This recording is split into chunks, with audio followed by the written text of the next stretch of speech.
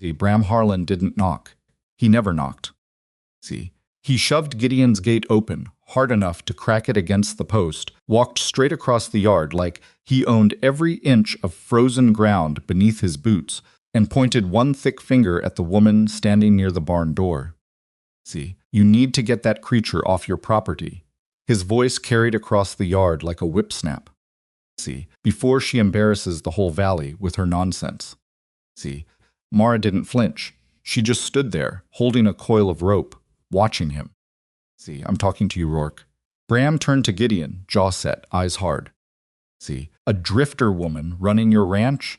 Stringing ropes between your buildings like some kind of lunatic? People are laughing at you. See, your dead wife would be ashamed. The yard went completely silent. See, Gideon's hands stopped moving, and somewhere behind the cabin wall, one of the twins started to cry. See, if you've ever had someone look down at you, not for what you did wrong, but simply for who you are, then this story was made for you. See, stay with us until the very end, because what happens next will change the way you think about trust, survival, and the strangers who arrive in our lives exactly when we need them most. See, and if this kind of story speaks to your heart, please subscribe to the channel and hit that like button. It helps us keep bringing stories like this one to you. See, drop your city or country in the comments below. We genuinely want to see how far this story travels. See, now let's go back to where it all began. The morning she appeared, the sky was the color of old tin. See, not blue, not gray exactly. Something in between that made the whole world feel like it had been left out overnight and forgotten. See, Gideon Rourke noticed the sky because he noticed everything now, not from curiosity, but from the particular exhaustion of a man who had learned the hard way that the moment you stop paying attention is the moment something else goes wrong. See, he was already up at 4 in the morning. He'd been waking at 4 since August, since the fever took Clara, since he found himself standing in the kitchen, not knowing whether he'd already fed the babies or simply dreamed about doing it. See, sleep had become something that happened to other people. See, he pulled on his coat. Clara's old coat hook still had her shawl on it, and he still hadn't taken it down. See, and he wasn't going to talk about that and stepped out into the cold with a bucket in each hand and no particular feeling about the day ahead except that it would be hard, and then it would be over, and then tomorrow would come and be hard again. See, he heard her before he saw her. Not a sound exactly. See, more like the absence of one. The horses, both of them, had gone quiet in a way they usually only did when something unfamiliar was near. See, he set the buckets down in the mud and walked toward the gate. See, she was standing just outside it, not knocking, not calling out. See, just standing there with frost on the shoulders of her coat and a traveling bag at her feet that looked like it had been used hard for a very long time. See, she was maybe 30, maybe younger, with dark circles under her eyes that suggested she'd been awake longer than he had. "See you, Rourke?" she asked. He didn't answer right away. See, he looked at her the way a man looks at something he doesn't understand yet, not with hostility, just careful. See, who's asking? Mara Ellison. She didn't offer a hand through the gate. See, she just said it plainly, like a fact she wasn't particularly proud of or ashamed of either. See, I've been walking since Crabtree Junction. Took me 2 days. See, Crabtree Junction was 18 miles east. Gideon looked at her boots. See, the left one had a crack running along the side that had been packed with what looked like cloth. See, what do you want? She hesitated, not from fear he could see that much. See, more like she was choosing words with care the way you'd choose which boards to step on in a rotting floor. See, I want to work, she said. Work? I heard you lost your wife. See, I heard you've got babies and no help and you're trying to run a ranch by yourself. She looked him in the eye. See, I've got skills you need. Give me a roof and meals, and I'll earn every inch of it. See, Gideon stood there in the cold and thought about all the reasons that was a bad idea. See, he thought about them for about 30 seconds. See, then he thought about the twins, who were still asleep inside but would be awake within the hour screaming to be fed, and about the cow that had developed a lump on her front leg he hadn't had time to properly look at. See, and about the fact that he'd burned his last full night of sleep 3 weeks ago and hadn't managed a complete one since. See, he opened the gate. You eat what I eat, he said. See, which isn't much right now. You sleep in the back room. See, anything goes missing or gets broken, you're gone the same day. See, fair, she said.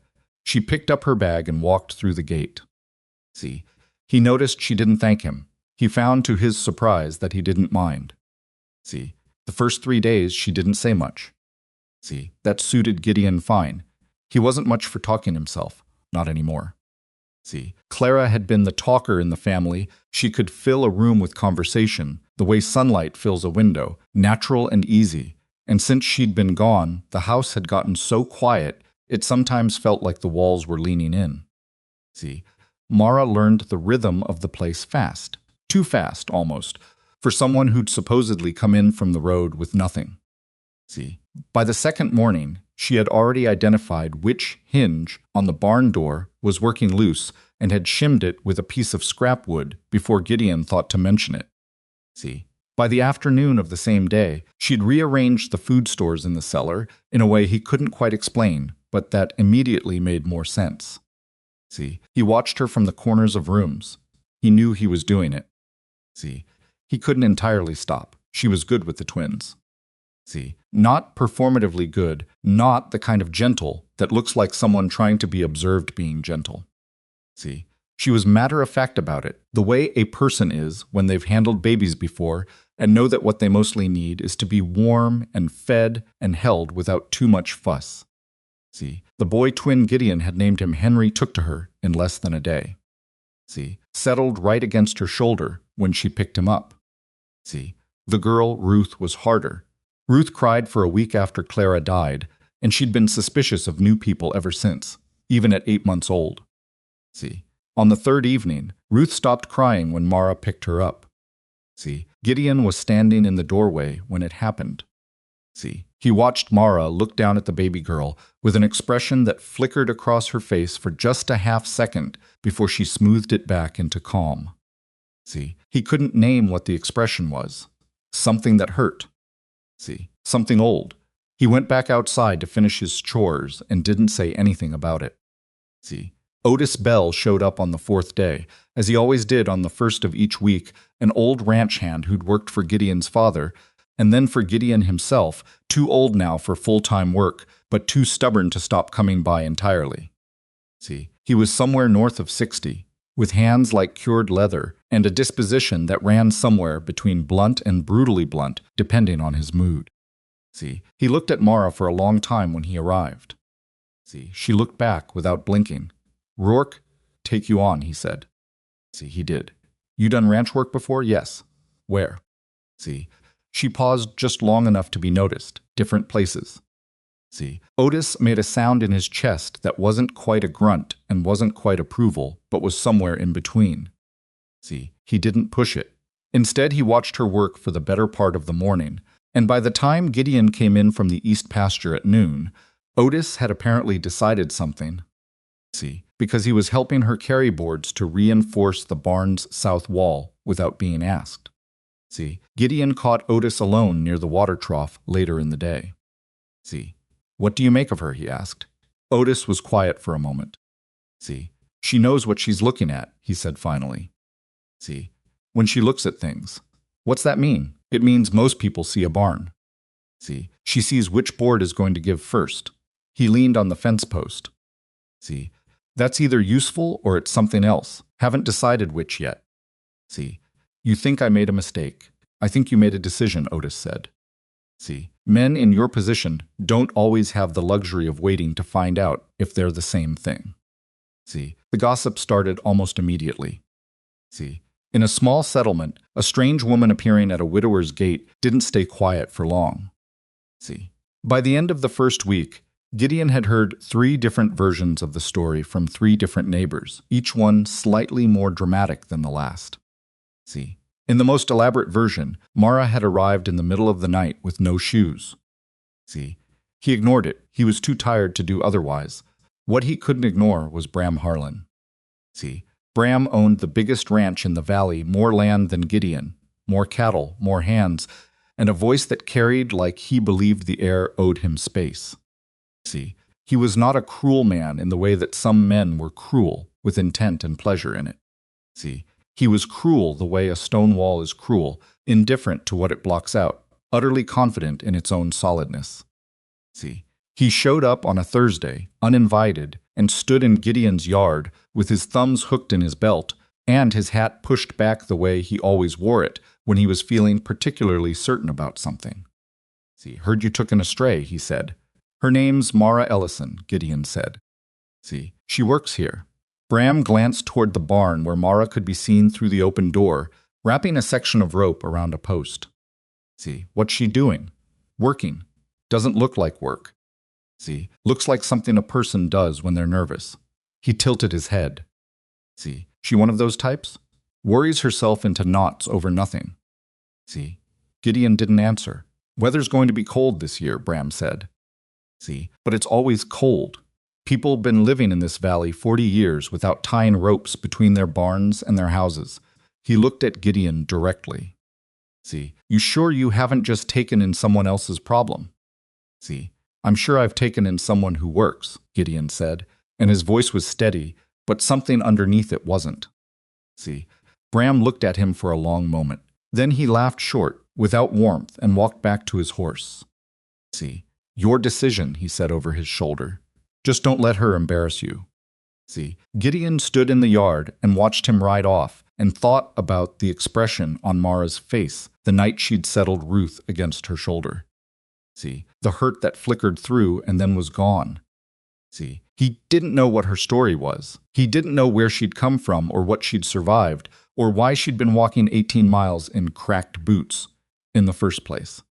See, but he knew what it felt like to be looked at the way Bram had just looked at her. See, he'd been looked at that way himself since Clara died.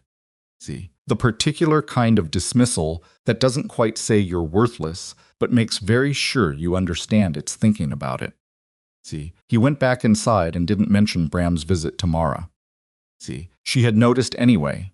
He could tell by the way she was quiet that evening, quieter than usual, which was already quiet, and by the way she kept her back to the window when she fed the twins, as if she didn't want to look at the road. See, it was the horses that made him start paying closer attention. See, on a Wednesday morning, 2.5 weeks after Mara arrived, Gideon went to feed them and found both animals standing stiff at the back of their stalls with their nostrils flared and their ears moving in tight, anxious arcs. See, they weren't frightened of anything in the barn. He checked. See, they were frightened of something beyond it, something out in the open air that he couldn't smell or see or hear. See, he mentioned it to Mara at breakfast. She put down her fork. See, which direction were they facing? She asked. The question startled him. See, what? The horses, when they were standing at the back of the stalls. See, were they facing east or west? He thought about it. See, west, he said, toward the ridge. She nodded slowly, as if confirming something she'd already suspected. See, what does that mean? He asked. She was quiet for a moment. See, she had a habit of taking her time with answers, not from evasion, but from what he was beginning to recognize as a kind of deliberateness, the way someone moves through a room when they've learned the cost of moving carelessly. See, I've been watching the western ridge for a week, she said. See, there's a band forming along the top of it, white but not snow white. See, heavier than that. She looked at him, and the birds have been pulling back for 4 days. See, birds move around in winter. Not like this. She picked up her fork again but didn't eat. See, Gideon, I think this valley is going to get hit very hard. See, harder than people are expecting. He looked at her across the table. See, he thought about Bram Harlan's laugh in his yard. He thought about Otis's words. She sees which board is going to give first. See, how hard? He asked. She met his eyes. Hard enough that the barn we have isn't going to be good enough, she said quietly. See, hard enough that if we're not ready, we lose animals. See, maybe more than animals. The kitchen was very quiet. See, from the back room, Henry stirred in his sleep and made a small sound, and then went still again. See, Gideon sat with it for a long moment. The reasonable part of him, the part that had been farming this land his whole life, and had never seen a winter that couldn't be survived with enough wood and enough stubbornness pushed back against her words. See, but he thought about those horses, stiff-legged, nostrils wide, facing west. See, animals didn't perform. They didn't worry themselves over nothing. See, tell me what you need, he said. She looked at him with something in her face that wasn't quite relief, but was close to it, the particular expression of a person who has spent a very long time being told they are imagining things. See, wood first, she said, and a lot of rope. See, outside the window, the sky above the western ridge was pale and flat and completely, utterly still. See, the kind of still that meant something was coming. See, the rope was the first thing people noticed, and the rope was the first thing they laughed at. See, it went up on a Saturday morning, strung between the cabin's back door and the barn's side entrance. See, 52 feet of thick hemp cord that Mara had knotted every 18 inches with a loop big enough to fit 3 fingers through even wearing heavy gloves. See, she'd tested it herself, put on Gideon's winter gloves, the stiff ones he kept for the worst mornings, and walked the line with her eyes closed, counting knots, letting her frozen hands find their way from one to the next. See, Gideon had watched her do it without saying anything. See, when she opened her eyes and pulled the gloves off, she caught his expression, somewhere between confused and something he was trying not to show. See, what, she said. Nothing, he paused. What's it for exactly? See, whiteout conditions, she said. When visibility drops to nothing. See, you can't see from the cabin to the barn. A person goes out to tend the animals, gets turned around 10 feet past the door, and doesn't come back. She looked at him steadily. See, it's happened. In storms like the one coming, it happens more than people think. See, he looked at the rope. He looked at the knots. He looked at the distance between the cabin and the barn as if measuring it for the first time. See, and the knots, he asked, so frozen hands can still feel where they are. See, smooth rope and heavy gloves, you can't grip it. You slide right off. She picked up the remaining coil. See, the knots are the whole point. He nodded slowly. See, not the nod of a man fully convinced, but the nod of a man deciding to trust someone a little further down the road before he made up his mind. See, 2 days later, Hector Vale rode past on his way to Bram Harlan's property, saw the rope stretched between the buildings, and stopped his horse in the lane. See, Rourke, he called. What in the world is that? Gideon was mending fence near the road. See, he didn't look up immediately. Guide rope. Guide rope. Hector said it the way you repeat something when you're not sure if you've heard it right. See, for what? Storm. Hector looked at the rope. He looked at the clear, cold sky above, which was doing nothing in particular that morning, just sitting there being winter sky. See, he looked back at Gideon. You feeling all right? He asked. See, fine, Gideon said. Just working, Hector rode on. See, by afternoon, 3 people had heard about the rope, and by the following morning, it had become a story people told with a particular kind of laugh, not mean exactly, but the way you laugh at something that seems unnecessary, slightly pathetic. See, and proof of what you already suspected about a man who'd been alone too long and let a stray woman start making decisions for him. See, Mara knew they were laughing. She didn't say so directly, but she knew. See, Gideon could tell by the set of her shoulders when she came back from the well some mornings, the way she carried herself a fraction stiffer than usual, as if bracing against something that wasn't the wind. See, he didn't bring it up, neither did she. They had too much work to do. See, because the work was relentless, and it was Mara who was driving most of it, and the scope of what she'd laid out for the two of them was becoming clearer every day. See, it wasn't just the rope. The rope was actually the smallest part. See, she'd started with the cabin, not the barn, not the livestock, not the wood, supply the cabin first, which surprised him, because any rancher's instinct was to protect the animals before protecting his own comfort.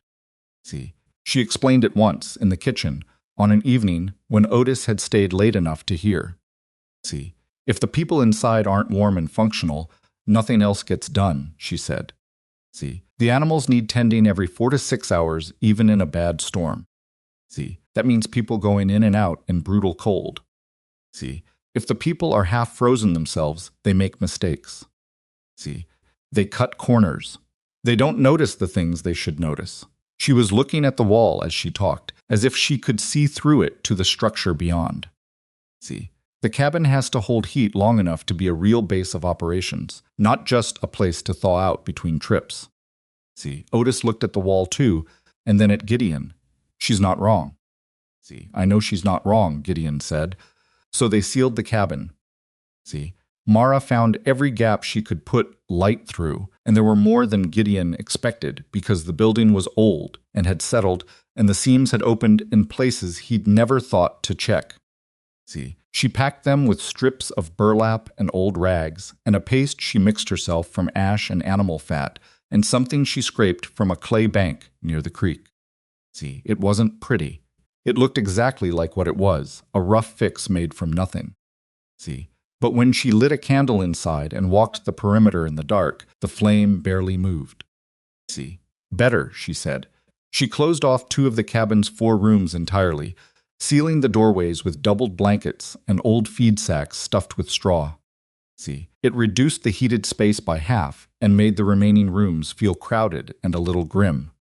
See, I feel like we're already snowed in, Gideon said, standing in the main room looking at the sealed doorways. See, that's the point, Mara said. Half the space means the fire heats it twice as fast and you burn half the wood to maintain it. She looked at him. See, how much firewood do you have stacked? He told her. See, her expression didn't change, but something shifted behind her eyes. See, we need more, significantly more. It's taken me 3 weeks to stack what's there. See, I know. She moved toward the door. Then we start this afternoon. See, they cut wood for 11 days. Gideon, Mara, and Otis on the days when Otis came, which was more frequent. Now the old man seemed to sense the urgency even if he hadn't fully committed to believing in it. See, they cut more than Gideon had ever stacked in a single season, and Mara still didn't look satisfied when she stood looking at the pile. See, it might be enough, she said on the 11th day. See, might be, Otis repeated. Depends on how long the storm runs. She turned away from the woodpile. See, I hope I'm wrong about the duration. How long are you thinking? Gideon asked. See, she was quiet a moment. 3 days minimum. Possibly 5. See, Otis let out a slow breath through his nose. The worst storm this valley's seen in living memory was 2.5 days, he said. See, 41 years ago. I was 19. We lost 8 cattle and nearly a horse. See, I know, Mara said. I heard people talking about it in town. See, they call it the benchmark, the standard they measure everything against. She picked up her coat from the fence post. See, that's exactly what worries me. Meaning? Meaning when people have one bad thing to compare against, they stop imagining anything worse. She looked at both of them. See, I've seen what comes down off a mountain range when the conditions stack right. See, I've seen it in 2 different places. This valley is sitting in the shape of a bowl, and the western ridge is acting like a funnel right now. See, what's building up there isn't going to behave like what happened 41 years ago. She paused. See, it's going to be considerably worse. The air between the 3 of them went still for a moment. See, then Otis said quietly, "What else do we need to do?" See, and just like that, without ceremony or formal agreement, the old man crossed a line from skeptical observer to believer. See, he didn't say it. He didn't announce it. He just asked what needed doing, which was the only thing that mattered. See, Mara looked at him, and something in her face softened by a fraction. See, the barn, she said. We start on the barn tomorrow. See, the barn was worse than the cabin had been, which was saying something. See, the roof had 2 sections that Gideon had been intending to reinforce since September and hadn't gotten to, because September had been the month Clara's fever spiked and everything else had stopped existing for a while.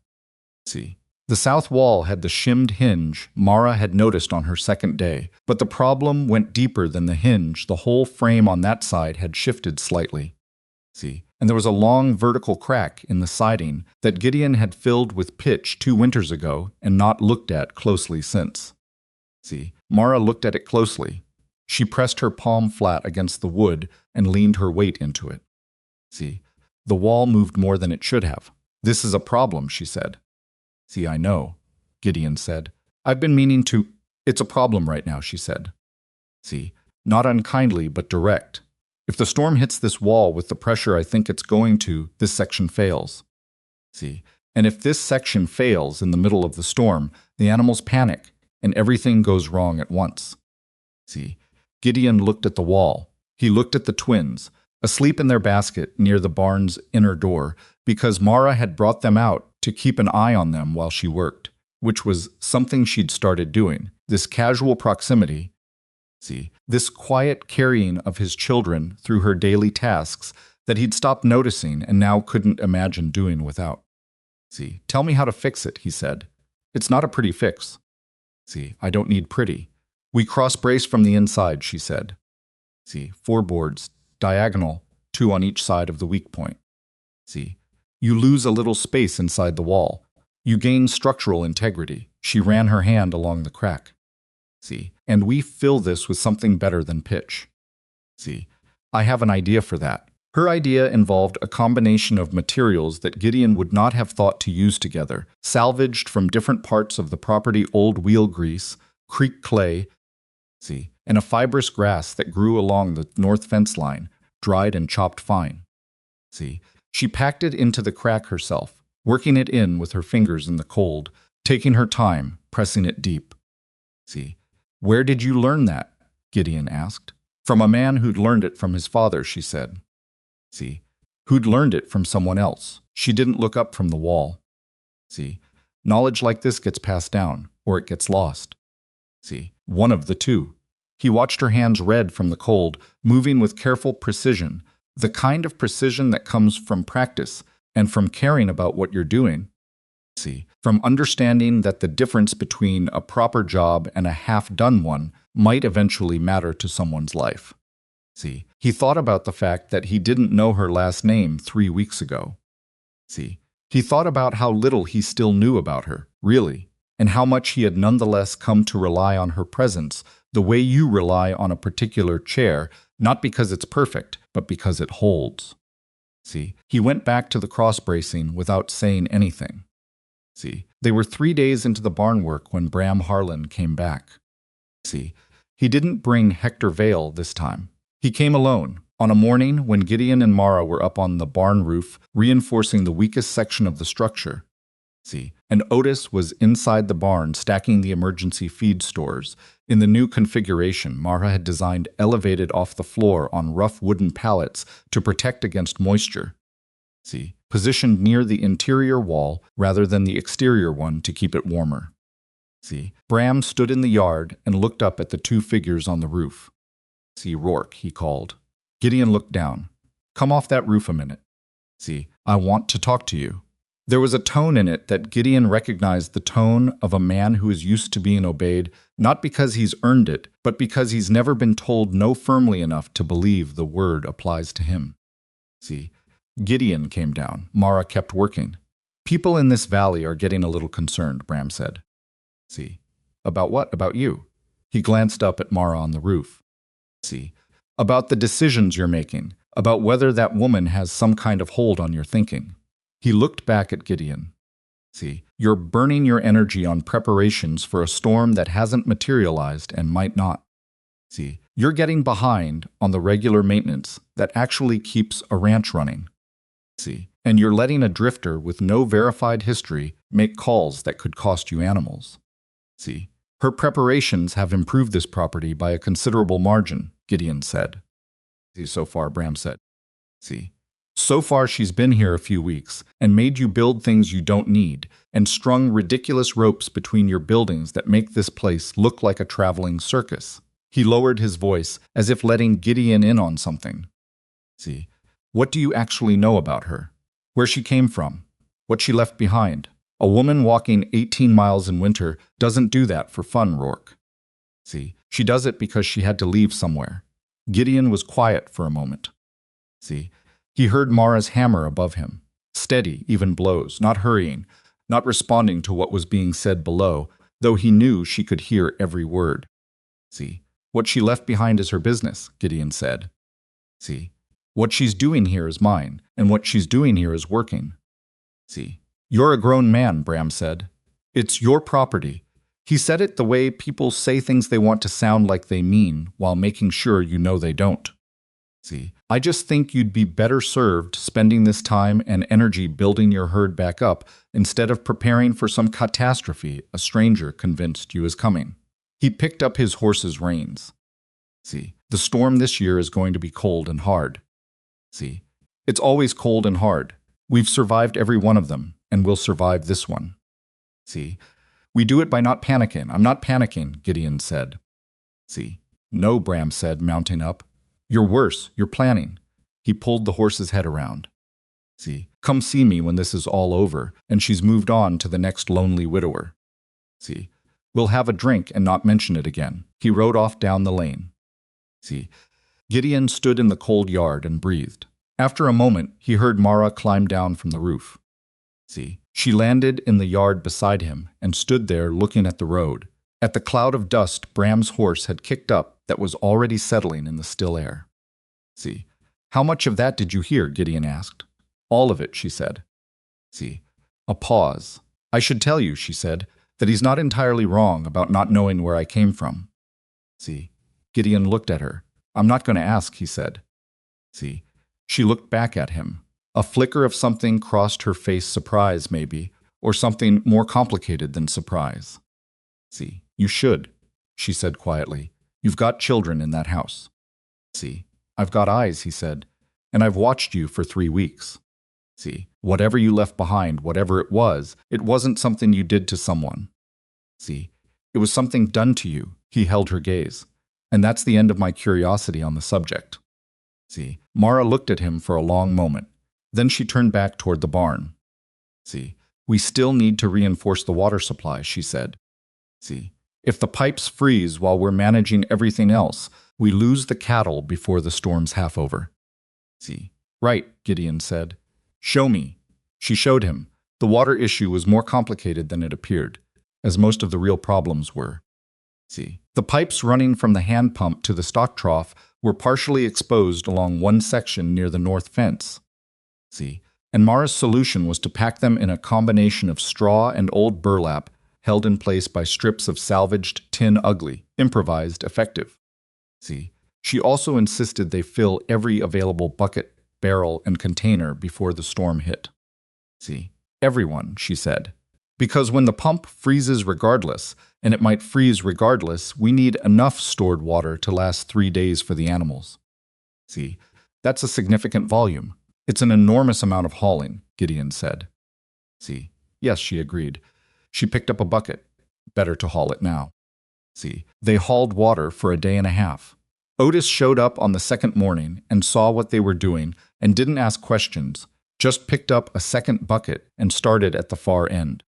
See, the three of them worked a relay that covered the length of the property twice over, and by the time the last container was filled and covered, see, Gideon's arms had gone from aching to something past, aching to a strange kind of numbness that he associated with the worst days of harvest season.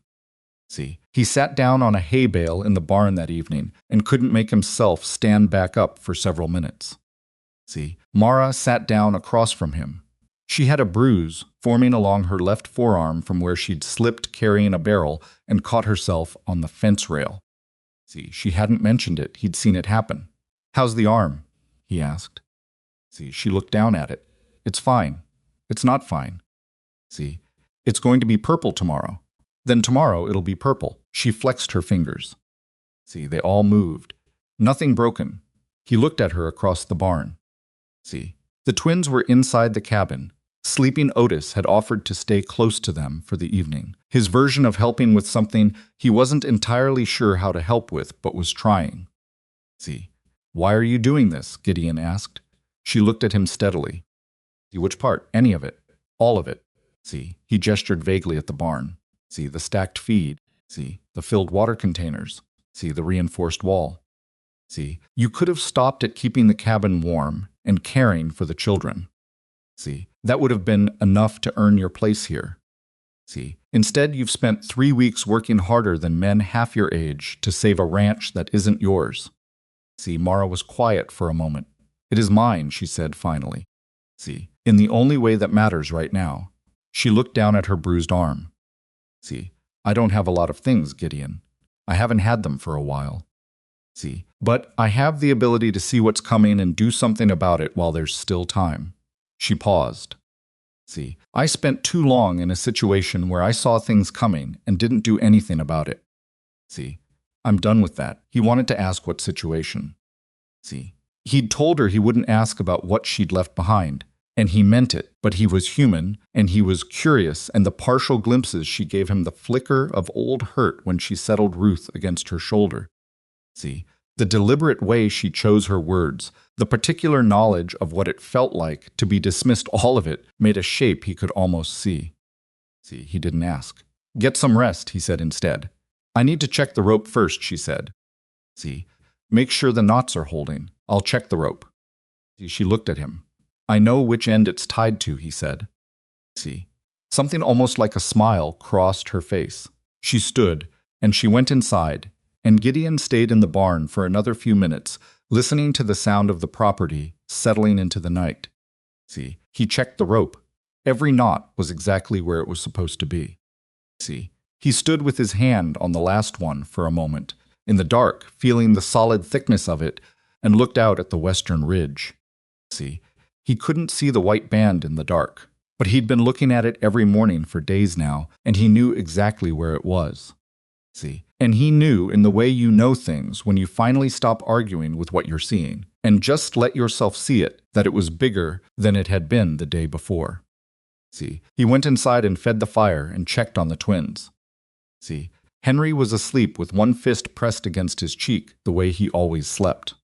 See, Ruth had kicked her blanket to the side of her basket. See, Gideon tucked it back around her carefully, the way Clara had taught him, pulling it snug at the sides without pressing it down on top. See, he stood looking at his daughter for a moment in the dim firelight. See, he thought about what Bram had said. A woman doesn't walk 18 miles in winter for fun. See, she does it because she had to leave somewhere. That was true. See, and it told you exactly as much about a person as it told you about the place they'd been. See, sometimes leaving somewhere was the bravest thing a person could do. See, sometimes the place they left would have broken anyone. See, he went to bed. He woke at 4, as always, and lay in the dark for a moment before getting up. See, the silence outside was different. He noticed it immediately without knowing what he was noticing.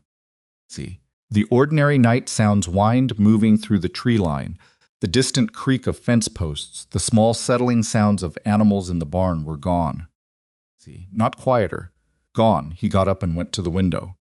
See, he couldn't see much in the dark, but he could feel the quality of the stillness outside pressing against the glass. See, it was the silence of a held breath, the silence of something very large deciding whether to move. See, he was still standing at the window when he heard Mara's door open.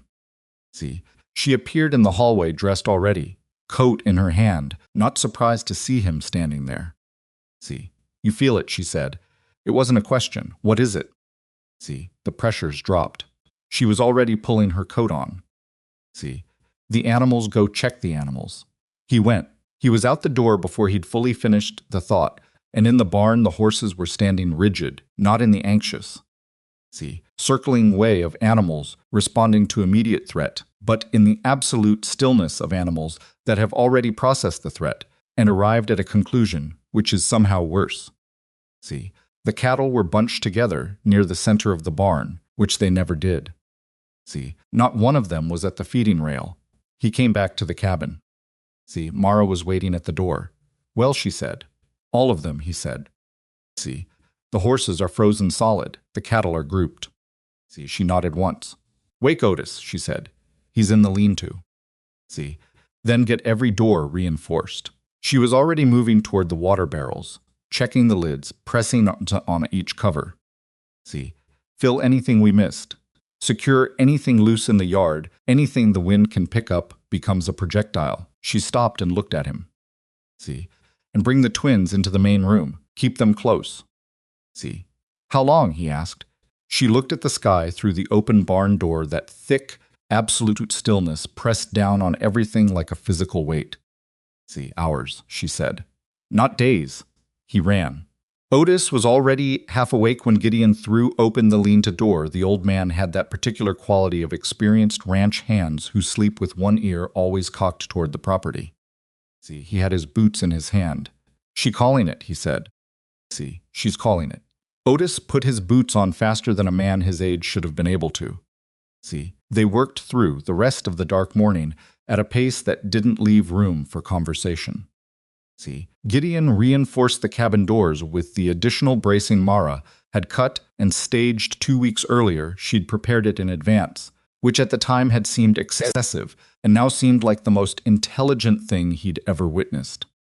See, Otis moved through the barn, checking every latch, every tie, every animal's access to feed and water, talking to the horses quietly in the low voice he used with animals that were already past the point of calming.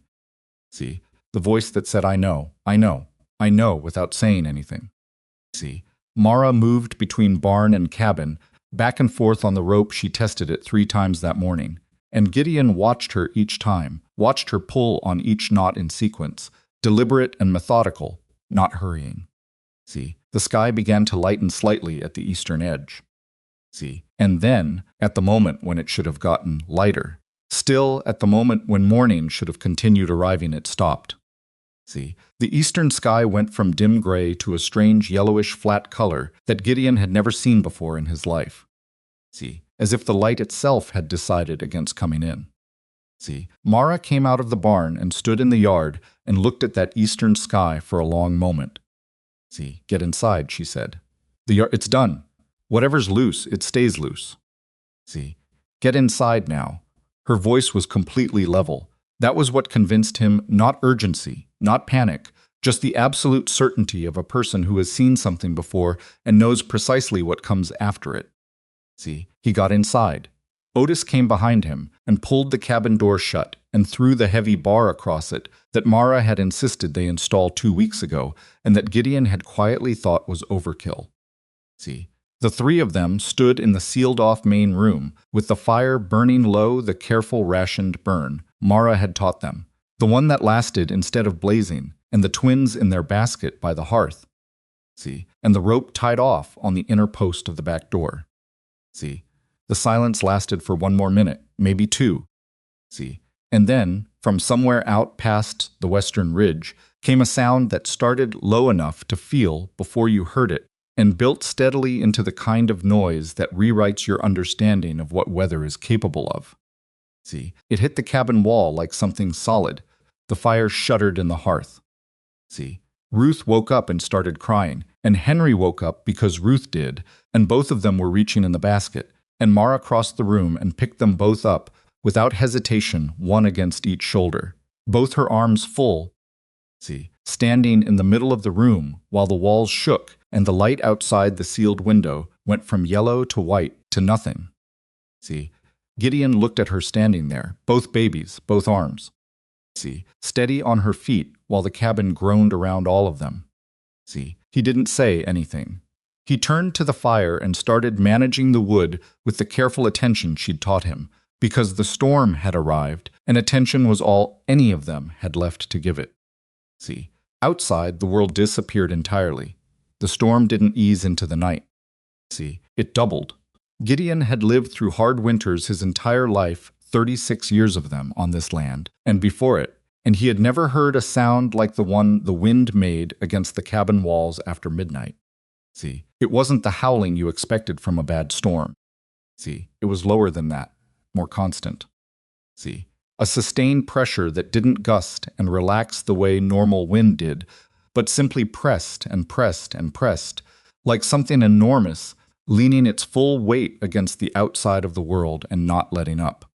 See, the fire held, the walls held. See, the careful rationing Mara had insisted on the measured additions of wood, the sealed-off rooms. The reduced space meant that the main room stayed at a temperature a human being could function in, which was not comfortable but was survivable. See, and which was considerably better than it would have been without the 2 weeks of preparation behind it. See, The twins had gone back to sleep after the first hour, which was its own kind of wonder. See, Henry in particular had settled against Mara's shoulder with a trust so complete it was almost painful to look at the trust of a creature that doesn't yet know the world can fail, that believes entirely in the solidity of the person holding it. See, Mara had laid them both back in their basket, near the hearth eventually, once the cabin had proven itself, and now they slept with the particular depth of very small children who don't know enough to be frightened. See, Otis sat near the fire, with his back against the wall, and his legs stretched out, not quite sleeping, but not entirely awake either. The old man's trick of resting, without going under, keeping one ear on the sounds of the building around him. See, Gideon checked the doors every hour. Mara checked everything else. See, she moved through the sealed main room in a circuit fire, window seal, back door bar, rope attachment point, water supply, the twins methodical, unhurried. See, as if the storm outside were simply a condition to be managed rather than a catastrophe happening to them. See, Gideon watched her and tried to calibrate his own fear against her steadiness, which helped, though he suspected some calibration was somewhat artificial. See, she was afraid too. He could see it in the controlled precision of her movements, in the way she checked things twice when once would have done it. See, fear in a person who knows what they're doing looks like this, not panic, not paralysis, just the extra careful step of a hand on a rope in the dark. See, it was somewhere past midnight when she stopped in the middle of her circuit. See, she stood still for a moment, which was unusual enough that Gideon looked up from the firewood. See, what? He said. The animals, she said. We need to go to the barn. See, he looked at the back door. In this? Yes. She was already moving toward her coat. See, we should have gone 2 hours ago. I let the cabin stability distract me. She pulled on her outer layer, then the heavy gloves. See, the temperatures are lower than I accounted for. We haven't checked on the cattle since the storm hit full. See, if a cow is in distress and we don't know. All right, he said. See, he didn't argue. He'd learned in the past 3 weeks that when Mara said we should about something related to the animals, she was almost always right, and the cost of ignoring her was usually higher than the cost of doing what she said. See, Otis was already awake. He hadn't been sleeping after all, or not deeply. See, I'll go, the old man said, starting to get up. Stay with the twins, Mara said. See, both of you don't need to come. Both of us are coming, Gideon said. See, she looked at him for a half second. She didn't argue either. See, she unbarred the back door. The sound that came in through the opening was physical. See, it hit Gideon in the chest like a shove, cold and wind and noise, all compressed into a single force that made the room pressure drop and the fire lurch sideways in the hearth behind them. See, snow came in horizontally, not falling, just driving straight through the gap with no particular interest in the direction gravity wanted it to go. See, Mara found the rope with both hands before she stepped out. See, she turned back and looked at Gideon. Stay on the knots, she said. See, don't let go, don't try to look, you won't see anything. See, count knots, there are 29. She stepped out into the white. See, he followed immediately, one hand on the rope, the other arm up against his face, because the wind drove snow into any exposed skin like needles. See, the cold was immediate and total, not the cold of a difficult winter morning, but a different category entirely, a cold that wanted to get inside you, that found every gap in every layer of clothing and worked at it with patient intention. See, he couldn't see Mara. He could feel the rope moving in his hand and knew she was ahead of him, and that was all. See, 3 feet in front of him was nothing pure white movement, the snow so thick and so fast that looking into it was like looking into a spinning wall. See, he counted knots, 1. The loop was big enough for 3 gloved fingers, as she'd made it. See, 2. The rope dipped slightly here where it had settled under its own weight between the anchor points. See, 3. He'd helped tie this one. He remembered the morning cold, but not this cold, clear sky. Mara's hands moving the hemp with quick, efficient motions while he held tension on the other end. See, 12. 13. The halfway point. Somewhere behind him the cabin existed. See, somewhere ahead of him the barn existed. See, in between was the white nothing. See, and the rope. See, and the knots. See, and nothing else. See, he counted. 26. 27. His left hand had gone past cold into the numb unreality of skin that had stopped reporting accurately. See, he switched hands on the rope, tucked the left under his arm for 3 seconds, switched back. See, 28. 29. His shoulder hit the barn door before his eyes told him it was there. See, he found the latch by feel, lifted it, and the door opened inward with the wind's help too fast, hard enough to bang his arm on the frame. See, he got inside, pulled the door shut against the wind, which didn't want to close, which pushed back with a stubbornness that felt personal. See, it closed. The barn was loud, the roof under the weight, and pressure of the storm was making sounds that ranged from deep groaning to sharp cracks that came without warning and made the animals shift and pull at their ties. See, but it was warmer than outside, significantly, and after the total blindness of the crossing, the interior of the barn felt almost generous. See, he could see 3 feet. He could see Mara. She was already moving down the line of cattle, checking each animal quickly, one hand on each flank, pressing to feel breath and warmth and the tension of muscles.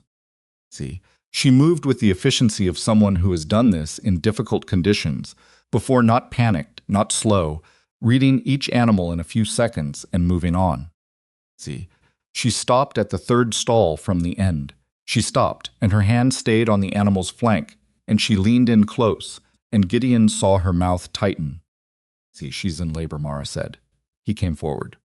See, the cow, a 3-year-old he'd been expecting to calve in another 2 weeks, ahead of schedule, was standing with her legs braced and her breathing wrong, the particular wrong breathing of an animal in the early stages of delivery. See, her sides were heaving in a rhythm that had nothing to do with the storm outside and everything to do with what was happening inside her. See, how long? Gideon asked. Not long now. Mara was already stripping off her outer coat, which struck him as insane until he understood she was using it to line the stall floor, giving the calf somewhere to land that wasn't frozen packed dirt. See, she moved with the matter-of-fact efficiency of someone who had done this before, in worse conditions maybe, or at least in conditions that had taught her not to waste time on reactions. See, is the calf going to be all right, he said. Depends on how fast it goes and how cold it is when it comes out. She arranged her coat on the stall floor. See, I need the crate. What crate? She looked at him steadily. See, far corner, north wall, behind the spare harness.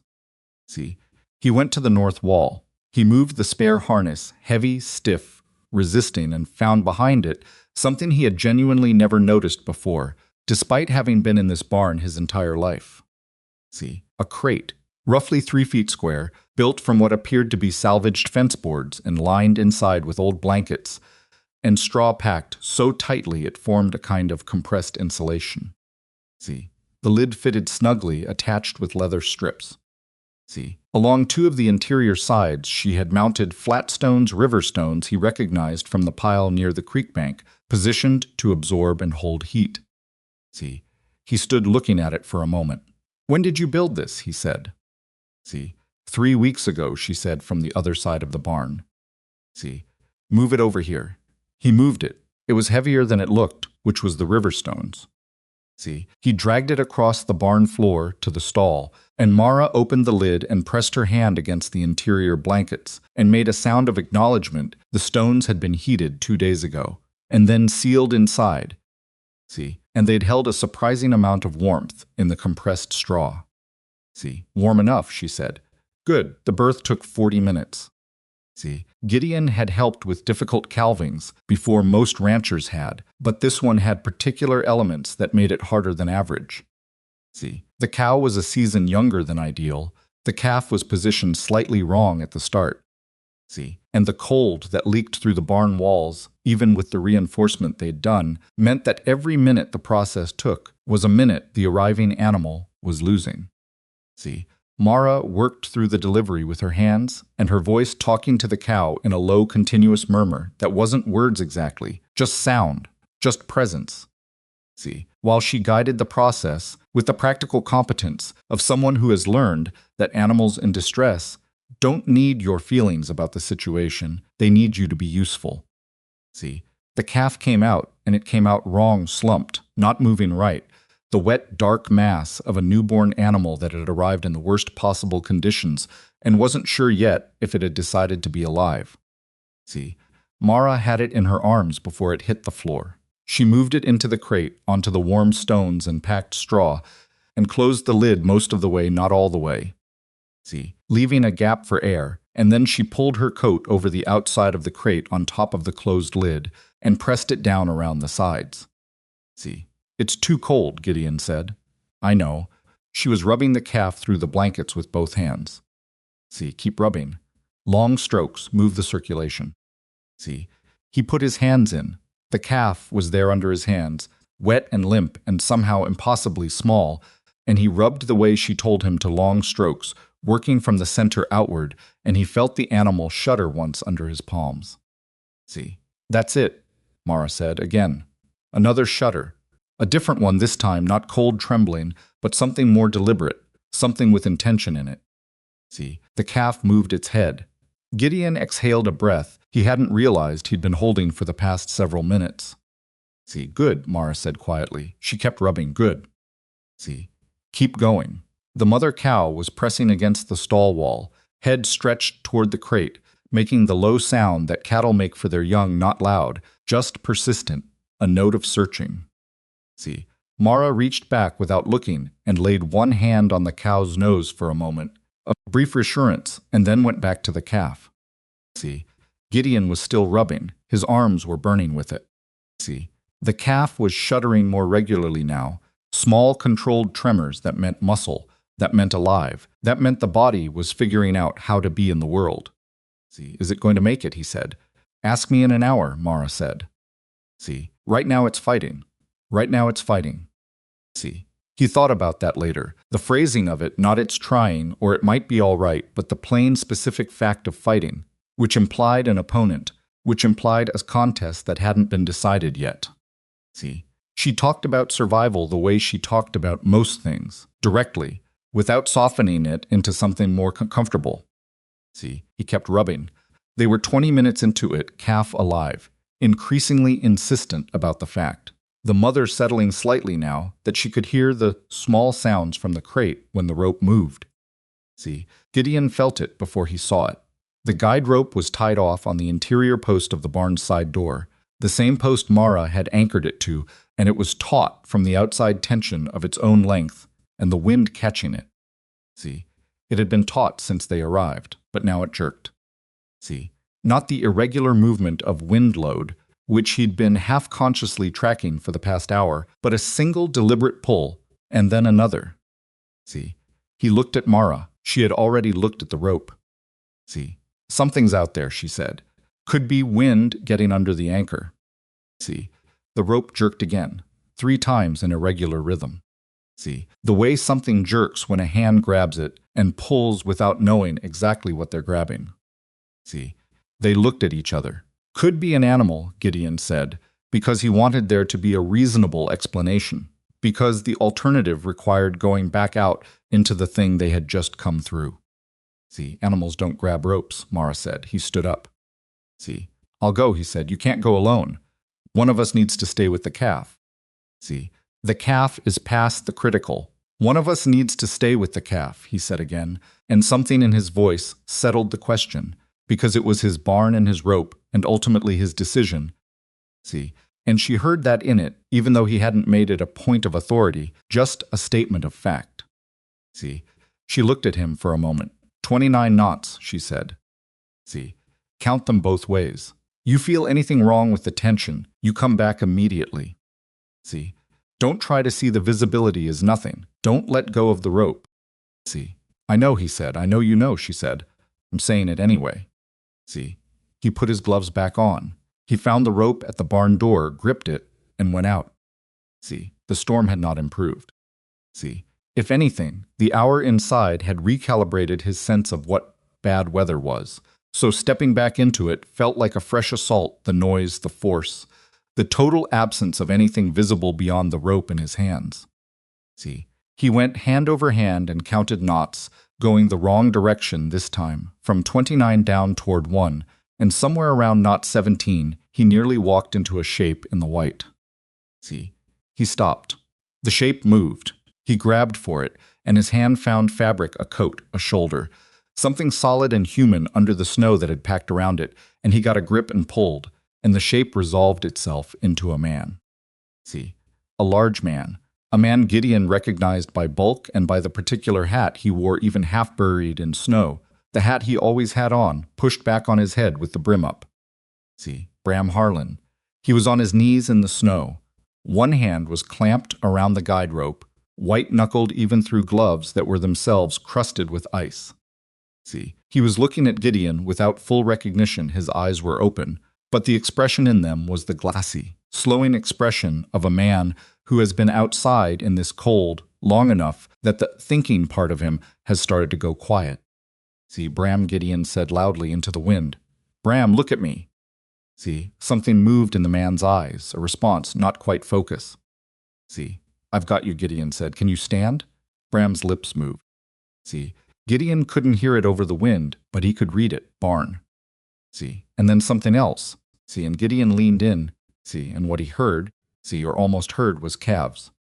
See, he looked back along the rope in the direction Bram had come from. See, he could see nothing, pure white. See, but he stayed where he was for another few seconds, one hand on Bram, one on the rope, and he looked as hard as he could into nothing, and then he saw them or sensed them, because seeing wasn't the right word for it. See, 3 shapes, bunched together, close to the ground, pressed against each other for warmth the way cattle do, right at the edge of where the rope disappeared into the white. See, he made a decision. He kept one hand on the rope, got his other arm under Bram's shoulder, and pulled the big man to his feet. See, Bram was heavy, dead limb heavy, the heaviness of a body that has stopped cooperating with its own movement, and getting him upright required a grunt and a pull that felt like trying to lift something from the bottom of a well. See, but Bram got his feet under him. Gideon moved them both a few steps back toward the barn, then looped the rope around Bram's arm 3 times, tight, so the man was tethered even if his grip failed. See, "Hold here," Gideon said into Bram's ear. "Don't move." See, "I'm going back for the calves." He wasn't sure Bram understood. See, he went anyway. He went back toward those shapes in the white, using the rope, counting up from 17 toward 29, and then past it, past where the rope ended, which was the part he hadn't told Mara he was going to do. See, because she would have stopped him, and she would have been right to stop him, and he'd needed to make the decision without that particular rightness in his ear. See, past 29, he had nothing but his own sense of direction, which in a whiteout was approximately worthless. See, he moved in a straight line from knot 29 toward where he'd last seen the shapes. 6 steps, 7 steps, 8.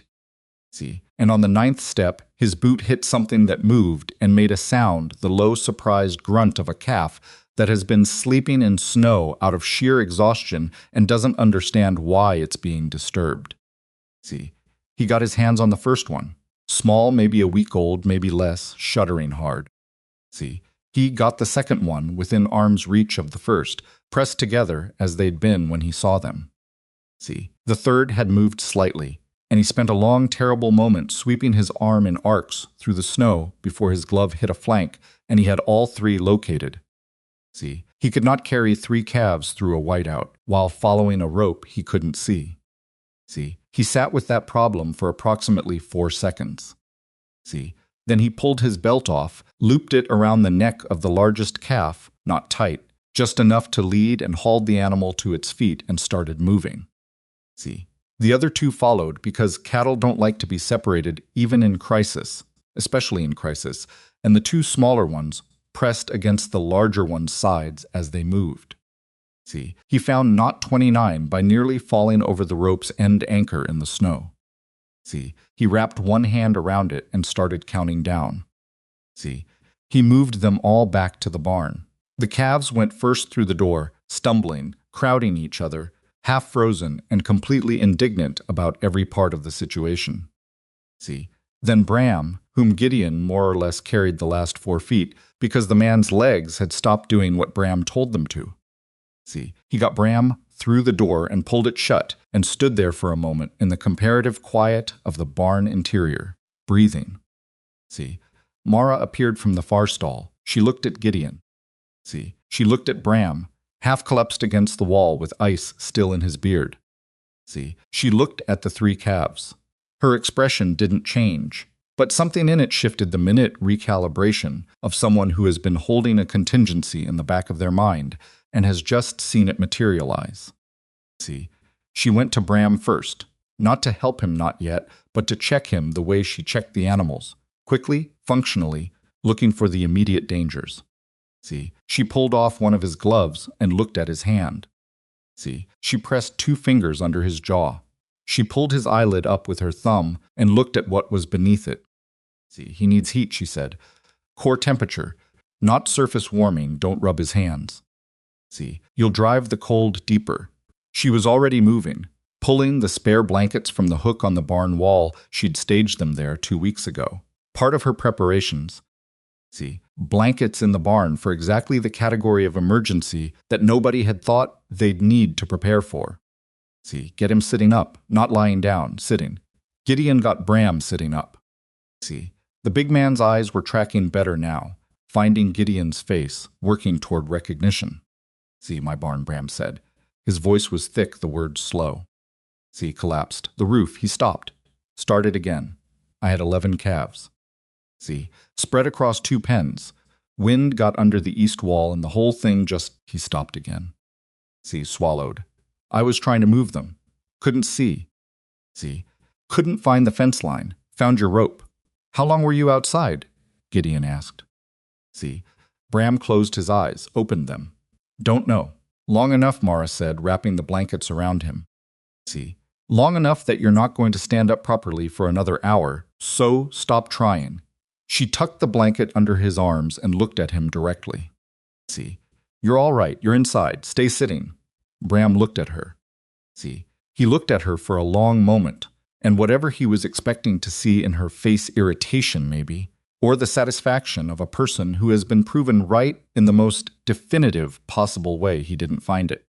See, she was just looking at him the way she looked at everything, clearly, without drama, with her attention on what needed doing next. See, he looked away first. Gideon checked the 3 new calves, Bram's animals, or what remained of them out of the 11 he'd had. See, 2 seemed sturdy enough, just cold and frightened. See, the 3rd was lighter than the others and shivering in the way that meant serious. See, Mara came and looked at it and made a sound, and then, without a word, lifted it and carried it to the warming crate where Gideon's newborn was lying, now dry and awake and pushing its head against the interior blankets. See, she settled Bram's small calf next to Gideon's newborn in the crate. See, 2 calves that should not have been alive, sharing the warmth of river stones and packed straw in a box built from old fence boards by a woman that everyone in the valley had been laughing at 3 weeks ago. See, Gideon watched her close the lid. He had a thought he didn't say out loud that Bram had 11 calves when the night started and might come out the other side of this storm with 3. See, and that 3 was still 3 more than he would have had if Gideon hadn't followed the rope into the whiteout, and that none of that would have been possible without the rope, and that the rope would not exist if Mara hadn't strung it. See, and that Mara wouldn't have been here to string it if he hadn't opened the gate on a frozen morning to a woman in cracked boots who asked for nothing but a roof and work. See, he thought about the chain of it. The particular chain of small decisions and ridiculous preparations and moments of trust that had led to this specific point. See, with a man who had mocked them sitting against the barn wall, wrapped in staged emergency blankets, while 2 calves that should have frozen to death lay alive in a warming crate that nobody knew existed 3 weeks ago. See, he sat down on a hay bale and looked at his hands. See, they were shaking. He hadn't noticed while he was doing things. See, now that there was nothing immediate to do, his body had apparently decided to process the last 2 hours all at once, and his hands shook with a fine, persistent tremor that he couldn't stop by pressing them against his knees. See, Mara came and sat beside him, not close, just near. See, the newborn is going to be fine, she said. Bram's small one I don't know yet. See, but it's warm and it's with another animal. That's the best we can do for now. See, he nodded. You went past the rope, she said. It wasn't a question or an accusation. See, just an observation, stated flatly. Yes, how far? See, 9 steps. She was quiet for a moment. 9 steps in a whiteout, she said, is how people don't come back. See, I know. I'm not, she stopped. Started again. I'm not angry. See, I would have done it. She looked at the barn wall, at the darkness of the sealed window. See, I'm pointing it out because you should know that you knew it was wrong and you went anyway. And that's a specific kind of reckless that I want you to be aware of because you have 2 children in that cabin. See, the cabin. He'd stopped thinking about the cabin, stopped thinking about the twins and Otis, the way concentration on immediate crisis crowds out everything beyond its edges. See, Otis is with them, he said. I know. I'm not saying the cabin is in danger right now. See, I'm saying, she paused. I'm saying that what you just did was brave, and it was also the kind of thing a person does when they forget that their own survival is not just about them anymore. See, it landed differently than he expected. Not like a scolding, like something she knew from the inside out, something she had learned the hard way.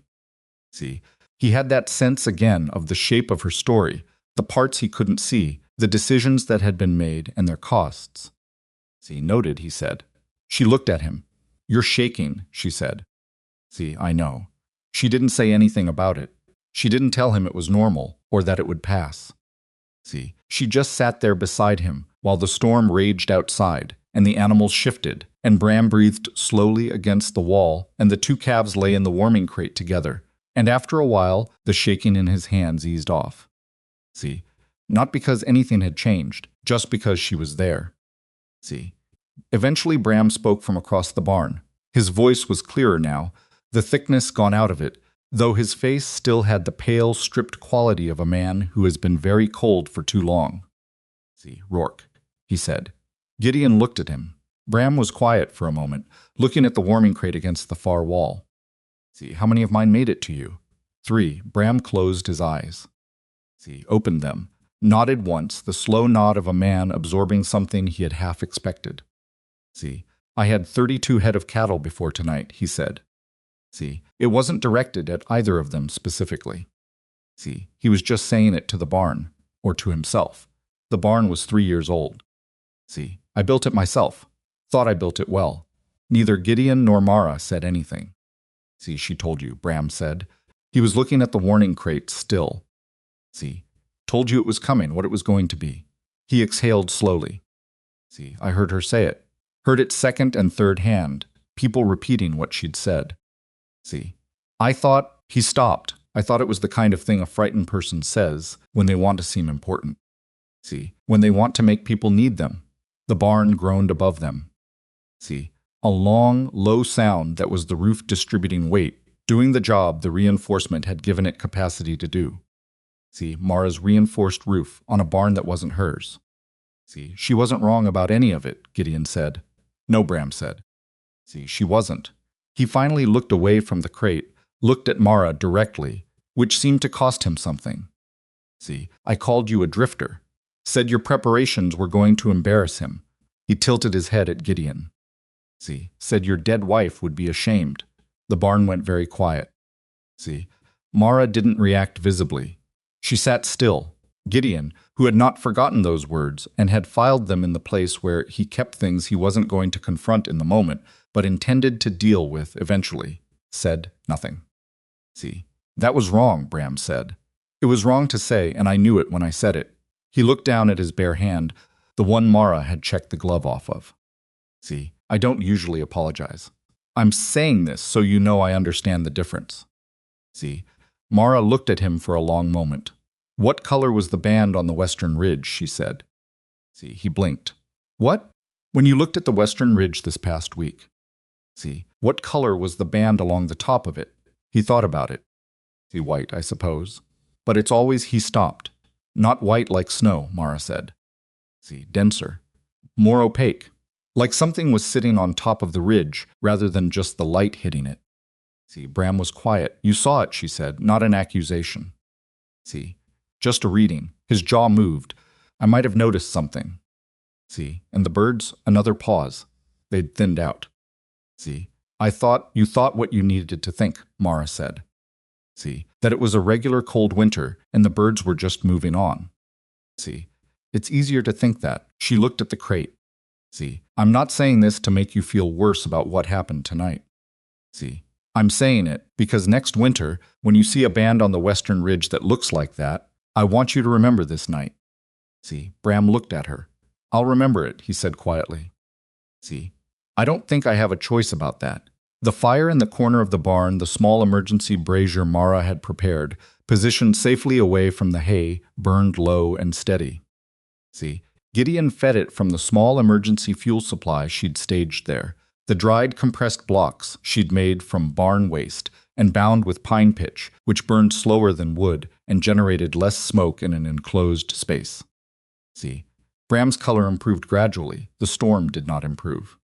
See, it pressed on through what must have been the small hours of the morning time had become inexact.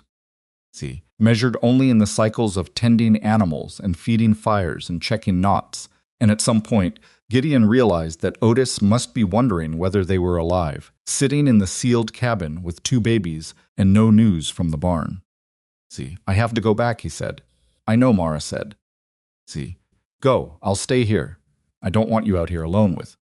See, I'm not alone, she said. She looked at Bram. Can you move yet? See, Bram tested his legs. Slow, but they held him when he put weight on them. See, more or less. More or less is enough, Mara said. See, you can tend the animals while I monitor the structural points. She looked at Gideon. See, go check on your children. Come back in 2 hours. See, he went.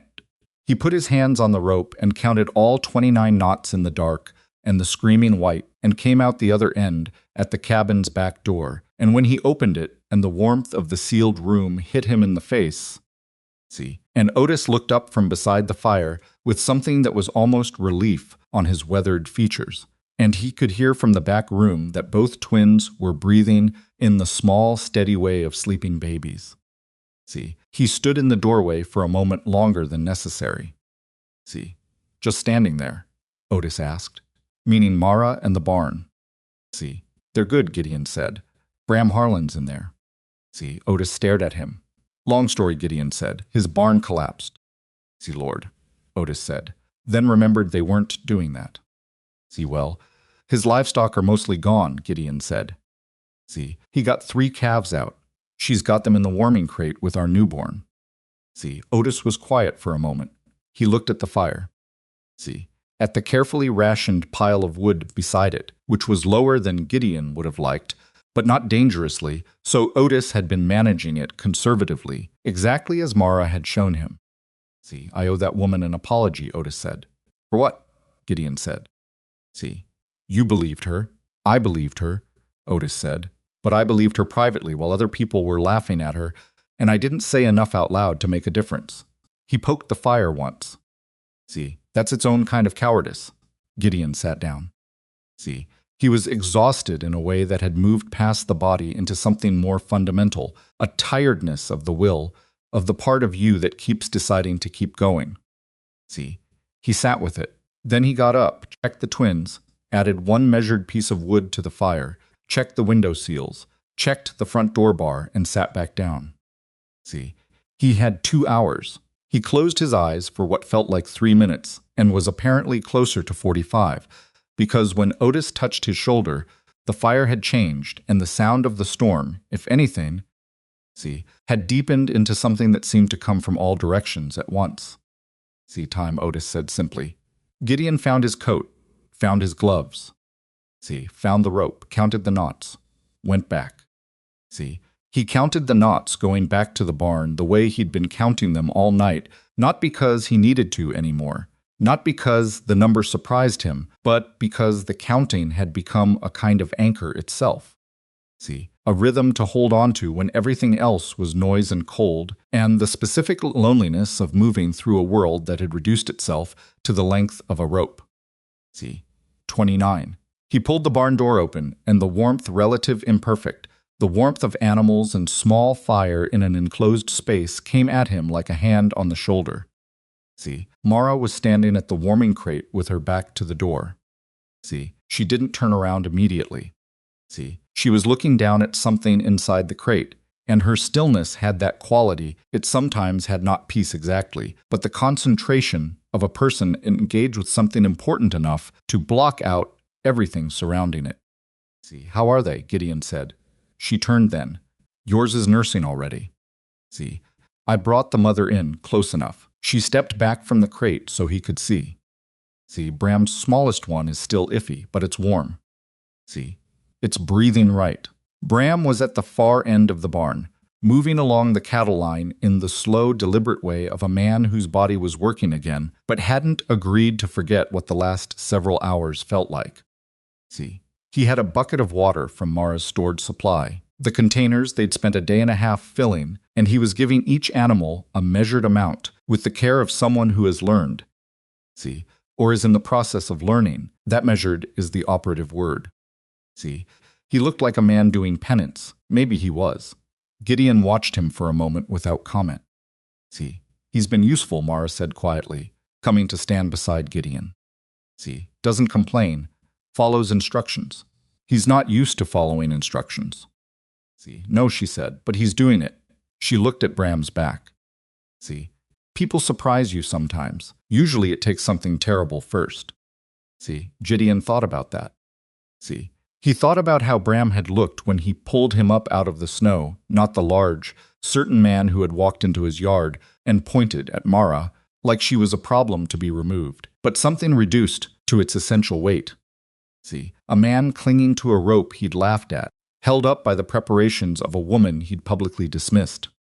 See, the storm had not finished with them yet. It came in waves through that second night, not a steady, sustained assault now, but something more irregular, a pattern of brief, deceptive lulls followed by hits that came harder than the one before. See, the lulls were almost worse than the continuous noise, because each one made the body start to believe it was over, made the muscles begin to unclench. See, and then the next gust would strike the barn wall, and everything would tighten again, and the animals would shift, and the roof would speak its language of groans and sharp complaints. See, Mars' reinforced south wall held. It held through every one of those hits. Through the gusts that tested the cross-bracing she and Gideon had spent 2 days installing. See, through the sustained pressure that found the weak points in every other structure in the valley and drove into them. See, Gideon watched it every time the wind came, watched the wall the way you watch the one thing you're most afraid of losing, and every time it held, something in him that had been wound impossibly tight eased a half turn. See, just a half. There was still too much night left for more than that. See, around what he estimated was 3 a.m, Bram came and sat near the brazier. See, he was moving better than he had. The color had returned to his face, the slow deliberateness in his limbs, replaced by something more like his ordinary heaviness, weighted rather than sluggish. See, he looked at the warming crate. He looked at the reinforced south wall. See, he looked at the organized stacks of emergency feed on their raised pallets, dry and accessible, and exactly where someone would need them to be in the dark. See, he looked at the stored water in its covered containers. See, he didn't say anything for a long time. He sat with his forearms on his knees and his hands loose, looking around the barn the way a man looks when he is trying to understand the full dimensions of something he has underestimated. See, Gideon was beside him with a cup of the weak, hot broth Mara had prepared from dried stores she'd brought from the cabin, nothing elaborate, barely more than hot salted water with some dried herbs, but hot, and hot was what mattered. See, your roof is fine, Bram said finally, not like a compliment. See, like an observation that contained within it everything he couldn't bring himself to say more directly.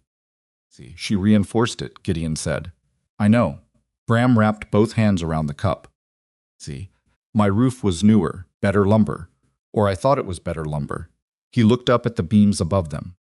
See, she looked at mine, about 2 weeks ago. See, rode by when I was working in the east pasture, stopped at the fence, looked at my barn for about a minute.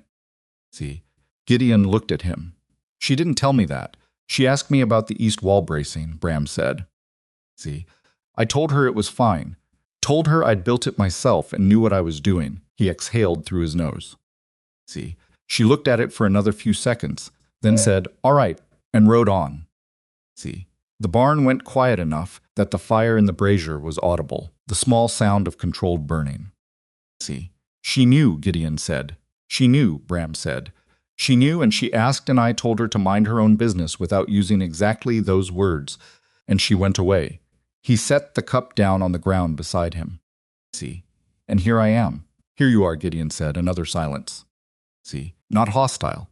The specific silence of two men who have spent a night in a storm together and have arrived at the other side of enough pretense that the ordinary Bismarck don't seem worth maintaining. See, Clara would have liked her, Gideon said. He surprised himself with it. He hadn't planned to say it, hadn't even fully formed the thought before it came out. See, but once it was out, it was accurate. Clara, who had been practical and direct and impatient with nonsense, and genuinely interested in people who knew things she didn't know. See, Clara, who had an instinct for competence, the way some people have an instinct for music, she recognized it immediately, and it delighted her. See, Bram looked at him. "I'm sorry about Clara," he said. See, I said that at the funeral, but I don't know if you heard it. See, there were a lot of people. I heard it, Gideon said. See, thank you. The storm hit the wall again. The cross bracing caught it. See, the wall held. Mara appeared from the back of the barn, where she'd been checking on the cattle farthest from the heat source, the ones most exposed to the cold coming through the outer wall. See, she walked the length of the barn in that way. She had not rushed, but never slow for the sake of it, always moving like there was a specific destination, and she'd already calculated the most direct route. See, she stopped at the warming crate, checked both calves. See, made a sound that Gideon had come to recognize as her version of cautious optimism, not quite satisfaction, not a conclusion, just an acknowledgement that things were not worsening. See, Bram's small one is stronger, she said. Still not certain. See, but stronger. Bram looked up. What would help it most right now? See, she looked at him for a moment, and whatever she was calibrating, she did it quickly. See, stay beside the crate for the next hour, she said. See, talk to it. I know how that sounds. Do it anyway. See, he looked at the crate. He looked at Mara. All right, he said. See, she moved the crate closer to him, and he sat beside it, and after a few seconds he started talking, not loudly, and Gideon couldn't hear most of it from across the barn, which he suspected was fine with Bram. See, just a man talking to an animal in the dark in a storm, doing the thing that was asked of him without any of the usual negotiation about whether it was reasonable. See, Gideon went back to the cabin for the second rotation. See, Otis had kept the fire perfectly. It was the right size, not raging, not insufficient, just exactly the slow burn that would last without consuming more wood than they could afford. See, Gideon stood in front of it for a full minute with his coat still on, letting the front of him thaw while the cold still clung to his back. See, both still sleeping? He asked, tilting his head toward the room where the twins were. See, Henry woke up once, Otis said. Got him settled in about 10 minutes. See, he give you trouble, not much. He's an agreeable baby. See, takes after his mother, Gideon said. He hadn't meant to say that either. See, it was just true, and it came out. Otis looked at the fire. See, how's it going out there? He asked. Gideon told him. See, the calf. Bram. The wall holding. The calves in the warming crate that Otis didn't know existed because Mara had built it quietly and stored it and told no one. See, the way she apparently did most things, not from secrecy, but from the understanding that preparation that requires explanation before it's needed is half as effective as preparation that simply exists. See, Otis listened without interrupting. She built that 3 weeks ago, he said when Gideon finished. See, a warming crate. 3 weeks ago, the old man was quiet for a long time. See, I've been doing ranch work for over 40 years, he said finally. See, I've seen a lot of people who called themselves prepared. He looked at his hands, the cured leather hands, the ones that had been doing hard work since before Gideon was born. See, I've never seen anyone prepare the way she does. It's not the same thing. See, what most people call preparation is checking the obvious things. See, what she does is... He paused, looking for it. She imagines the thing going wrong all the way through to the end. See, then she works backwards from the end and figures out what needs to exist at each point to stop it. He shook his head slowly. See, I don't know where she learned that. She learned it somewhere hard, Gideon said. See, Otis nodded. Probably. He shifted in his chair. You trust her? See, yes, completely? Gideon thought about it the way he thought about things that deserved actual consideration. See, more completely than I've trusted most people I've known for years, he said. See, Otis nodded again, slower this time. Then I guess that's the answer. See, Ruth made a sound from the back room, not quite waking, not quite sleeping, the murmurous sound of a baby navigating the boundary between them. See, Gideon went and checked. She had kicked the blanket again, exactly as she always did, and he tucked it back exactly as he always did, snug at the sides, and she settled without fully waking.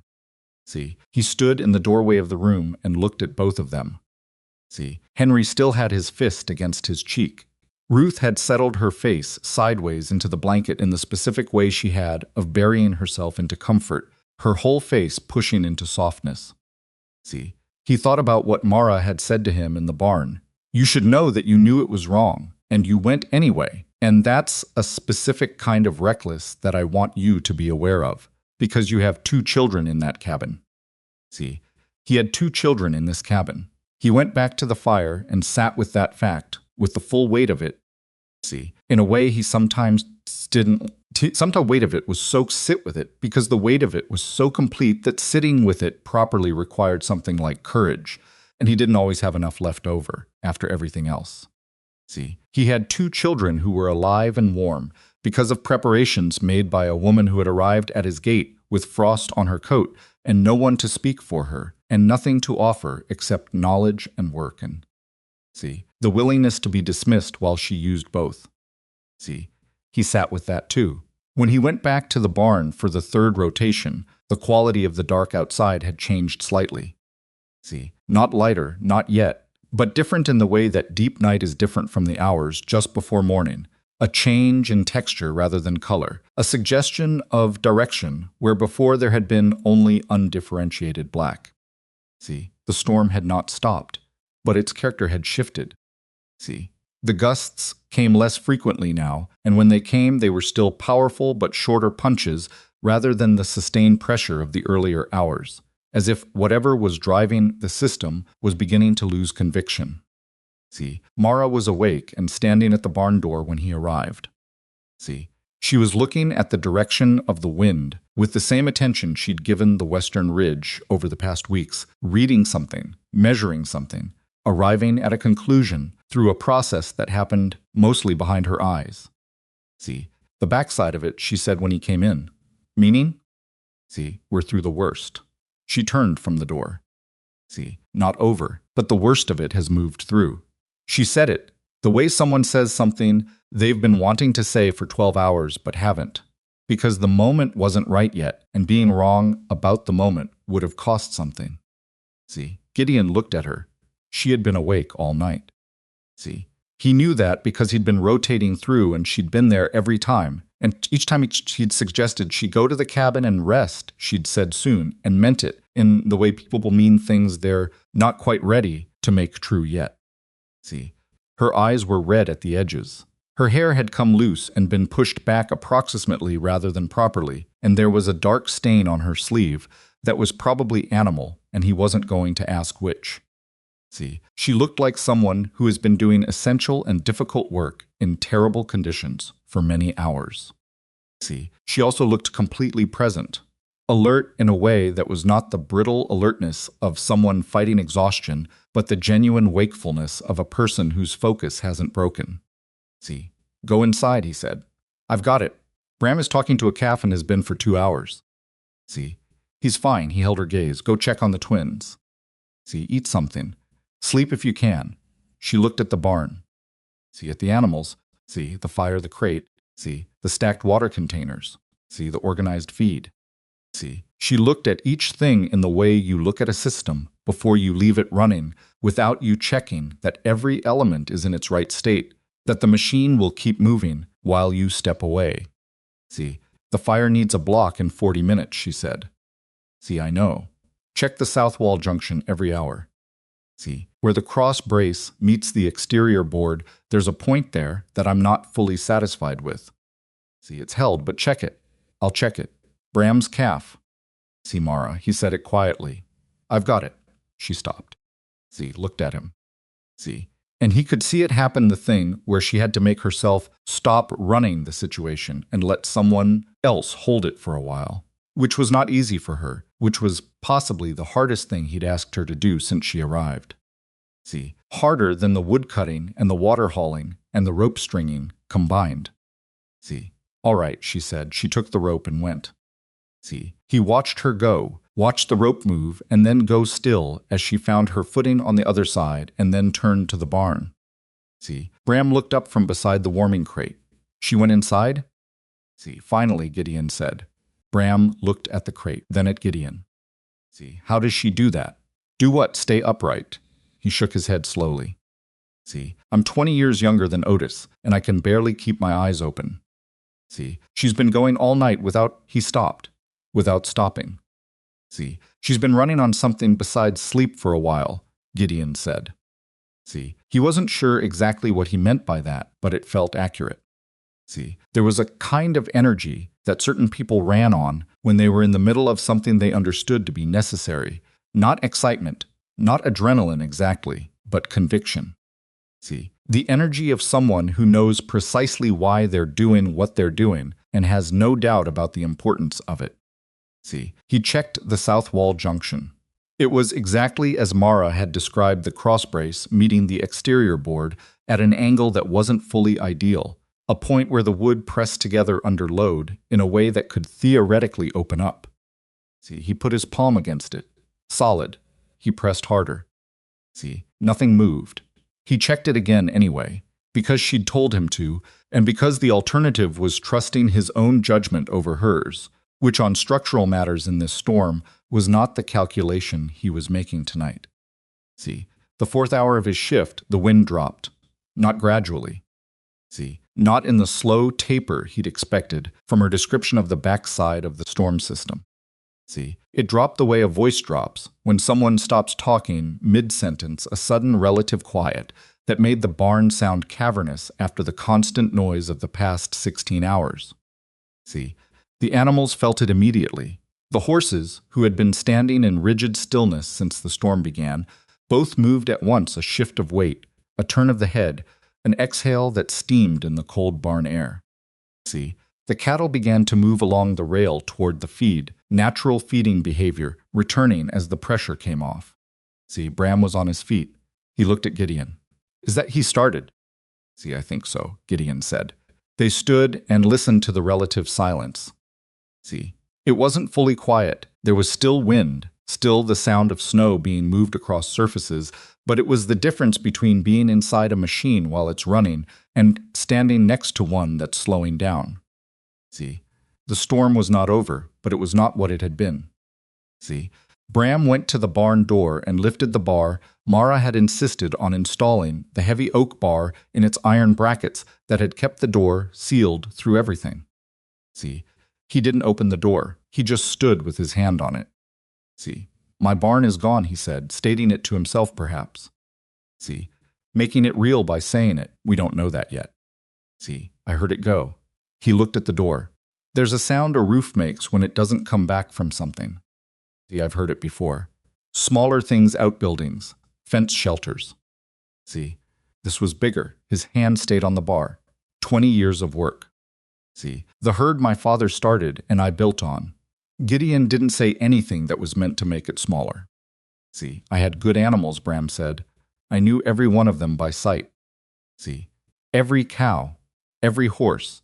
I could tell you which one had trouble with her right rear hoof and which one always got to the rail first and which three would follow each other anywhere. He stopped. See, that sounds ridiculous. It doesn't, Gideon said. See, people die in storms, Bram said. Not just animals. See, people die. Yes, I would have. He said it plainly, without drama, which was somehow more affecting than if he'd made it larger. See, if I hadn't found the rope, I was about to go the wrong direction. See, I was sure of it, sure I knew which way the barn was. And I was completely wrong, and I had maybe another 10 minutes before I couldn't think clearly enough to know that. He looked at Gideon. See, the rope was on my left. I almost didn't reach for it. See, I thought it was a fence line, not a rope, and I almost let go. See, but you didn't, Gideon said. But I didn't. He exhaled. See, she tied it right. The knots I couldn't see, but I could feel them, and they were right. See, right size, right spacing. She didn't just tie a rope between two buildings and call it done. See, she thought about what a person's hands would feel like after 20 minutes outside, in those conditions, and she tied the rope for those hands. He shook his head once. See, I called her ridiculous. The word landed in the barn air and stayed there. See, she's not looking for an apology from you, Gideon said. See, I know. She already told me as much, or the equivalent of it. He finally dropped his hand from the door bar. See, I'm not offering one for her benefit. I'm offering it because I was wrong and I knew I was being wrong and I did it anyway. And that's a specific kind of thing I'm not interested in being going forward. See, Gideon looked at him for a moment. That's a fair statement, he said. See, is it enough? It's a start, Gideon said. Starts are what we've got right now. See, morning came the way it always does, not dramatically, just the slow increase of gray light that finds its way through sealed gaps and around covered windows and eventually makes itself impossible to ignore. See, Gideon saw it first through the small upper window of the barn that they hadn't covered, the one too high to be a weather risk, and he stood looking at the pale gray rectangle of sky, visible through it for a long moment.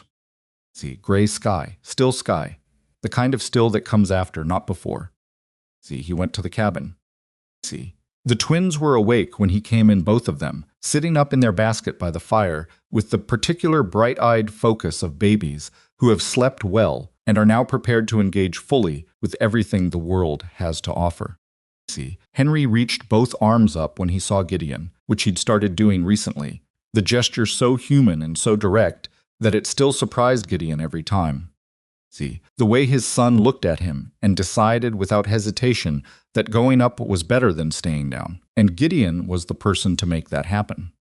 See, he picked Henry up. See, Ruth was watching Mara, who was sitting in the chair by the fire with her coat still on, because she'd come inside and checked the twins and the fire and the window seals and the food stores, and then sat down and been asleep inside 90 seconds. See, coat and all, which was how Otis had described it when Gideon arrived, sat down in the chair and was gone. See, she was still gone. Her head had tipped sideways, and her hands were loose in her lap, and she was breathing in the slow, deep way of someone who has given the body permission to be unconscious as completely as possible. See, he stood in the middle of the main room with Henry on his hip and looked at her. See, there was something he needed to say to her that he hadn't found the words for yet, or hadn't let himself look for them. See, and standing here with his son in his arms, and the fire burning at exactly the right temperature and the storm no longer hammering the walls, he felt the shape of the words somewhere nearby. See, not yet. Not while she was asleep, he fed the twins. See, he made oats from the emergency stores Mara had insisted on stocking plain, unsweetened. See, the kind of food that exists to keep you going rather than to make you happy about it, and he ate standing at the stove because sitting down felt like it might lead to the same place Mara had gone, and he wasn't ready yet. See, Otis came back in from checking the yard the first daylight look at what the storm had done to the property's exterior. See, his face said something before he could. How bad? Gideon said. See, the yard fence is gone. 3 sections east side. He set his coat on the hook. See, we lost the lean-to roof mostly. He paused. The barn is standing. See, I know the barn is standing. I know you know. I'm saying it because I need to. He sat down heavily at the table. See, I walked the perimeter far as I could manage. The snow's deep waist deep in the low places. See, we've got drifts against the east side of the barn that are going to take days to clear. He looked at Gideon. See, but the barn is standing. See, the cabin is standing. See, the animals are alive. See, and everyone in this building is alive. See, he paused. See, that's more than some places are going to be able to say when they get out to look. See, Gideon thought about the other ranches in the valley. See, he thought about the families, the animals, the structures that hadn't had 3 weeks of Mara's preparation behind them. See, he thought about Bram's barn, gone. He thought about the other places in the settlement that had watched him string guide ropes and seal rooms and stack firewood and done nothing differently than they'd ever done it. See, we need to get out as soon as the road allows, he said. See who needs help, agreed. Otis looked at the sleeping woman in the chair. See, she's going to want to come. She's going to sleep for 4 hours first. See, you going to tell her that? No, Gideon said. I'm going to let her sleep for 4 hours, and then she's going to wake up on her own, and we'll see. See, the 4 hours was more like 3. See, he heard her stir when the twins made noise after their feeding. She had some internal alarm for the sound of babies that even sleep couldn't fully override. And the moment Ruth started complaining about something Ruth-specific, Mara's eyes opened. See, she looked at the ceiling first, then at the fire. See, then at Gideon. The storm, she said. Her voice was rough from sleep. See, passed, he said, mostly. It's morning. She sat up slowly, working the stiffness out of her neck.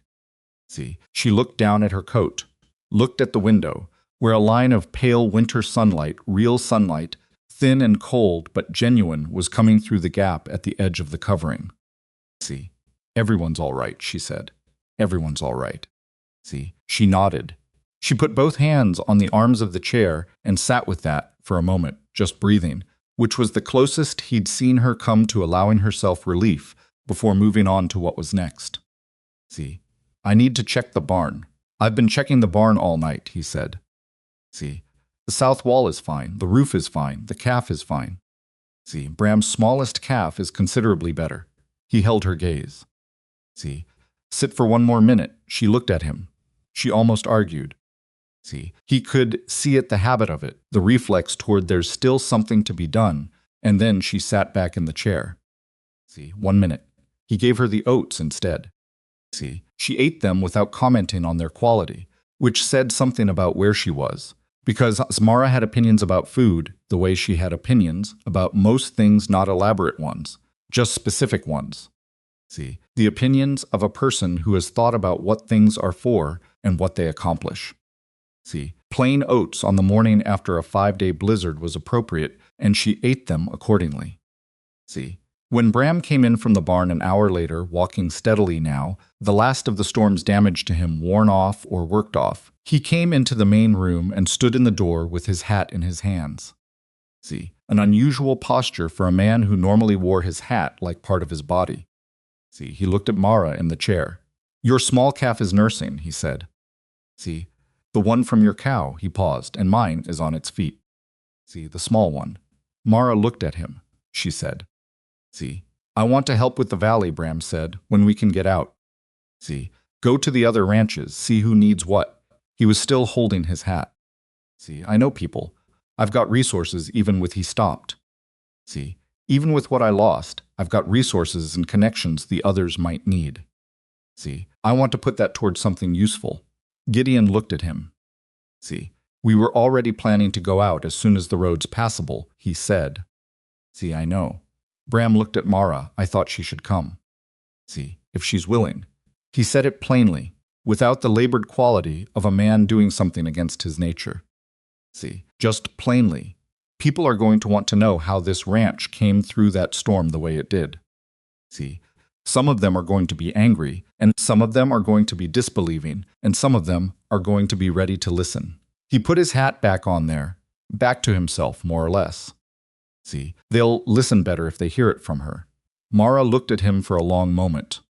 See, and from you, she said. He tilted his head, not quite understanding. See, if it comes from me alone, half of them will explain it away, she said. See, you're Bram Harlan. You own more land than anyone in this valley, and you've been here longer than most, and they know your judgment. She looked at him steadily. See, if you tell them what you saw in this barn last night, and what the rope did, and what the warming crate did, and why the south wall of this barn is still standing, they'll listen. See, because you've never been the kind of man who says something he doesn't mean. See, he was quiet. She's asking you to be honest about what happened, Gideon said. See, in front of people. I understand what she's asking, Bram said. See, he was looking at Mara with the expression of a man being handed a cost he recognizes as fair. See, it means telling them I lost my barn because I didn't listen. See, it means telling people that a woman I called a drifter was right about everything while I was wrong about all of it. See, yes, Mara said, that's what it means. Another silence. See, Bram looked at the window, at the thin line of real sunlight working its way into the room. See, all right, he said. He said it with the weight of a man making a commitment rather than a casual agreement, and Gideon believed him. See, they went out the next morning when the road had been worked enough to pass a horse and rider. See, the valley they rode into was not the valley that had existed before the storm. See, Gideon had known it wouldn't be, but knowing it and seeing it were different operations on the soul. See, fences lay flat under the weight of accumulated snow. See, a barn on the Kellerman property had lost its entire eastern face, the wall simply gone, the interior exposed like a dollhouse. See, several smaller outbuildings across various properties had ceased to exist in any meaningful structural sense.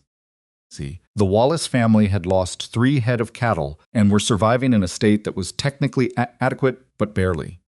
See, their water had frozen, and they hadn't stored enough in advance, and the 2 youngest children were sick with the particular sickness of people who've spent too long in cold that shouldn't have gotten inside but did. See, the Farrow family had made it through because George Farrow was the kind of man who prepared thoroughly on principle. See, without Mara's specific knowledge, but with a stubborn thoroughness that had served him adequately, they'd lost a fence line and a section of roof on a secondary building, but the main barn and cabin had held. See, the Lindqvist homestead was the worst. Henrik Lindqvist was 71 years old and had been ranching this land for 43 of those years. See, he was not a negligent man or a foolish one. See, he was simply old and alone, and had spent the past 2 winters patching rather than replacing, because patching was what you could do when you were old, and the person who used to help you do more than patching had been gone for 6 years. See, his barn had not collapsed, but it was close. 3 of his 5 horses were still alive. See, he had made it through by the particular stubbornness of a person who has survived enough that survival has become reflexive. See, he opened his door and looked at the group of them, Gideon, Mara, Bram, Otis, and his expression was the expression of a man who is not surprised by difficulty, but is surprised by company. See, thought you folks would have your own trouble to deal with, he said. See, we did, Gideon said. We dealt with it. Mara was already looking at the barn. See, the way she looked at Barnes, that particular quality of attention, the kind that found the problem before anyone pointed it out. See, can I look at your water situation, she said. Henrik looked at her. See, she knows what she's talking about, Bram said. He said it simply, without preamble or qualification. See, just stated it as a fact that existed independently of his feelings about it. See, she's the reason Red Hollow is standing this morning. See, let her look. Henrik looked at Bram. He looked at Mara. See, he stepped back from the door. Be my guest, he said. See, she went in. Gideon watched Bram watching her go, and he thought about what she'd said the night before. If you tell them what you saw, they'll listen. See, he thought about the cost of that for a man like Bram, and about the fact that he was paying it, ranch by ranch, door by door, hat in hand. See, he thought about what it meant that the woman who had arrived at his gate 8 weeks ago asking for a roof and meals was now standing in an old man's kitchen diagnosing his water supply. See, having already saved his children and his barn and his neighbor's life, and now moving outward without being asked, because the problem was still there and she was still capable of doing something about it. And those 2 facts, see, in Mara Ellison's accounting of the world, were sufficient reason to keep going. See, he thought about all of that, and he thought about the words he still hadn't said to her, the ones he'd felt the shape of in the early morning light while she slept in the chair. See, by the time they rode back toward Red Hollow that evening, in the blue-gray light of a winter afternoon that smelled of cold and snow and something faintly like the beginning of something else, he thought he knew what the words were. See, he hadn't said them yet, but he was getting close. See, The days after the storm had their own particular weight, not the sharp, immediate weight of the storm itself, but the slower, heavier kind that comes when the emergency is over and you have to look at what remains. See, what remained was considerable, and what remained was also, in ways that took time to fully understand, better than what had existed before. See, they spent the first 3 days after the storm working exclusively at Red Hollow, digging out, assessing damage, tending animals that had come through the storm alive, but not entirely unmarked by it. See, the drifts against the east side of the barn were exactly as deep as Otis had described, and clearing them was the kind of work that reminded Gideon's body of every year it had accumulated. See, he dug and his back told him things. He dug anyway. See, Mara worked beside him and didn't say much about her own body's opinion of the situation, which he'd come to recognize as her way. She was not stoic in the performed, chest-out way of people who want you to notice they're not complaining. See, she simply had a different relationship to discomfort than most people, one that acknowledged it without giving it authority over her decisions. See, Bram came back on the second morning, not because anyone asked him to. See, he showed up with 2 of his remaining ranch hands men who had survived the storm in the bunkhouse on his property. See, which had held because it was a newer structure with better lumber than the barn, and the 3 of them worked through the afternoon on Red Hollow's yard fence, the sections that had gone flat under the storm's weight.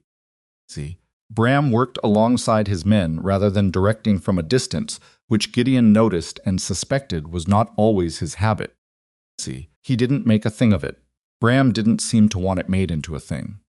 See, on the 3rd evening, when the immediate work at Red Hollow was as done as it was going to be for now, see, Mara sat at the kitchen table with a piece of paper and worked through what she remembered of every property they'd visited the day after the storm. See, she wrote in a plain, functional hand, not the practiced handwriting of someone educated for its own sake, but the purposeful writing of someone who uses it as a tool. See, Gideon watched her from across the table. See, she had a list going of what each family needed, not wants, not preferences, but the structural and practical things that would determine whether they made it through the rest of the winter without another crisis. See, the Wallace family needed their water situation addressed before the next hard freeze. See, the Lindqvist property needed its barn's compromised wall shored up before the next wind event, which in this part of the world could come any time between now and March. See, 2 other families she'd noted had firewood situations that were going to become critical within 3 weeks. See, you can't fix all of this, Gideon said. Not alone, she said, not looking up from the paper. See, not at all, maybe. Some of these people are going to need weeks of work. See, I know. She finished a line, looked up. I'm not trying to fix all of it. See, I'm trying to understand what's most urgent and what can wait and what requires skills or resources we don't have. She looked at the list. See, Bram has resources. Otis has skills. Some of these families could use he knows more about structural repairs on old buildings than he gets credit for. See, Henrik Lindqvist, for all that his own property is struggling, knows water systems better than anyone in this valley. See, he built half the pipe infrastructure in this settlement by hand. She looked at Gideon. See, it's not about one person fixing everything. It's about who has what and getting it to where it's needed. See, he looked at the list. He looked at her. You've been thinking about this since we rode back yesterday, he said. See, since before that, she said. See, since we were in Henrik's kitchen, and he started telling me about the pipe he'd laid along the creek bed 20 years ago, and I realized he knew things that would solve the Wallace family's water problem in about 2 days, if, see, anyone bothered to ask him. She set the pencil down. See, people have knowledge that other people need, and they don't share it because they're not in the habit of it, or because nobody asks, or because the person with the knowledge doesn't think anyone wants it. She paused. See, that's how communities become less than they could be. See, Gideon was quiet for a moment. You sound like you've thought about this for a long time, he said. See, I have, she said simply. He waited to see if she would add to it. See, she didn't, but she didn't close off. Either she left the space open, which was different from before. when she'd have moved on immediately to something practical and let the personal territory seal behind her like water over a stone. See, he took the opening. Where? He said. Where did you think about it? See, she looked at the table, at the paper with its list of other people's problems. See, there was a town, she said. Before here, before Crabtree Junction, before I started walking.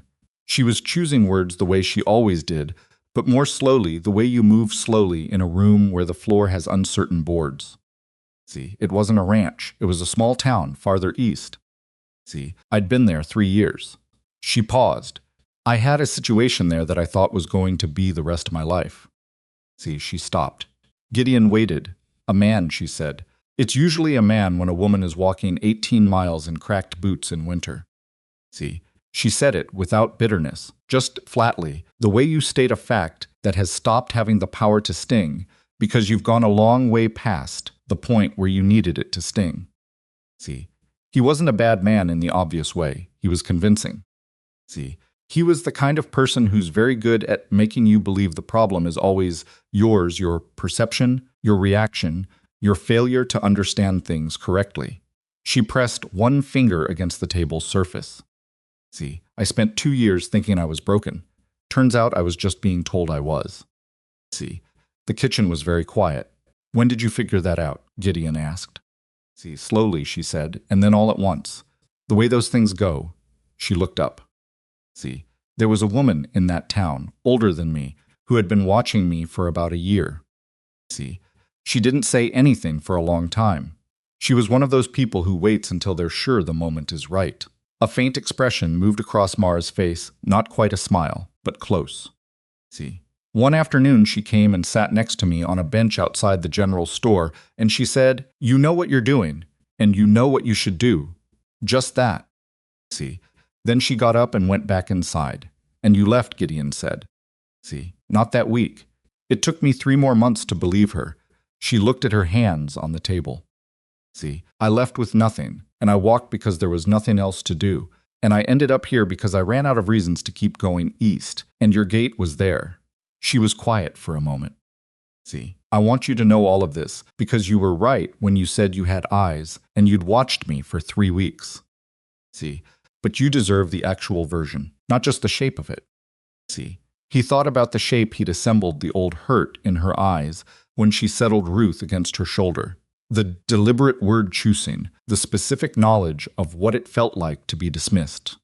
See, he thought about how the actual version was both harder and simpler than the shape, the way the truth of things usually was. See, "Thank you," he said. "Don't thank me for telling you something you should have known," she said. See, "I should have told you sooner. You told me when you were ready," he said. See, that's when people tell things.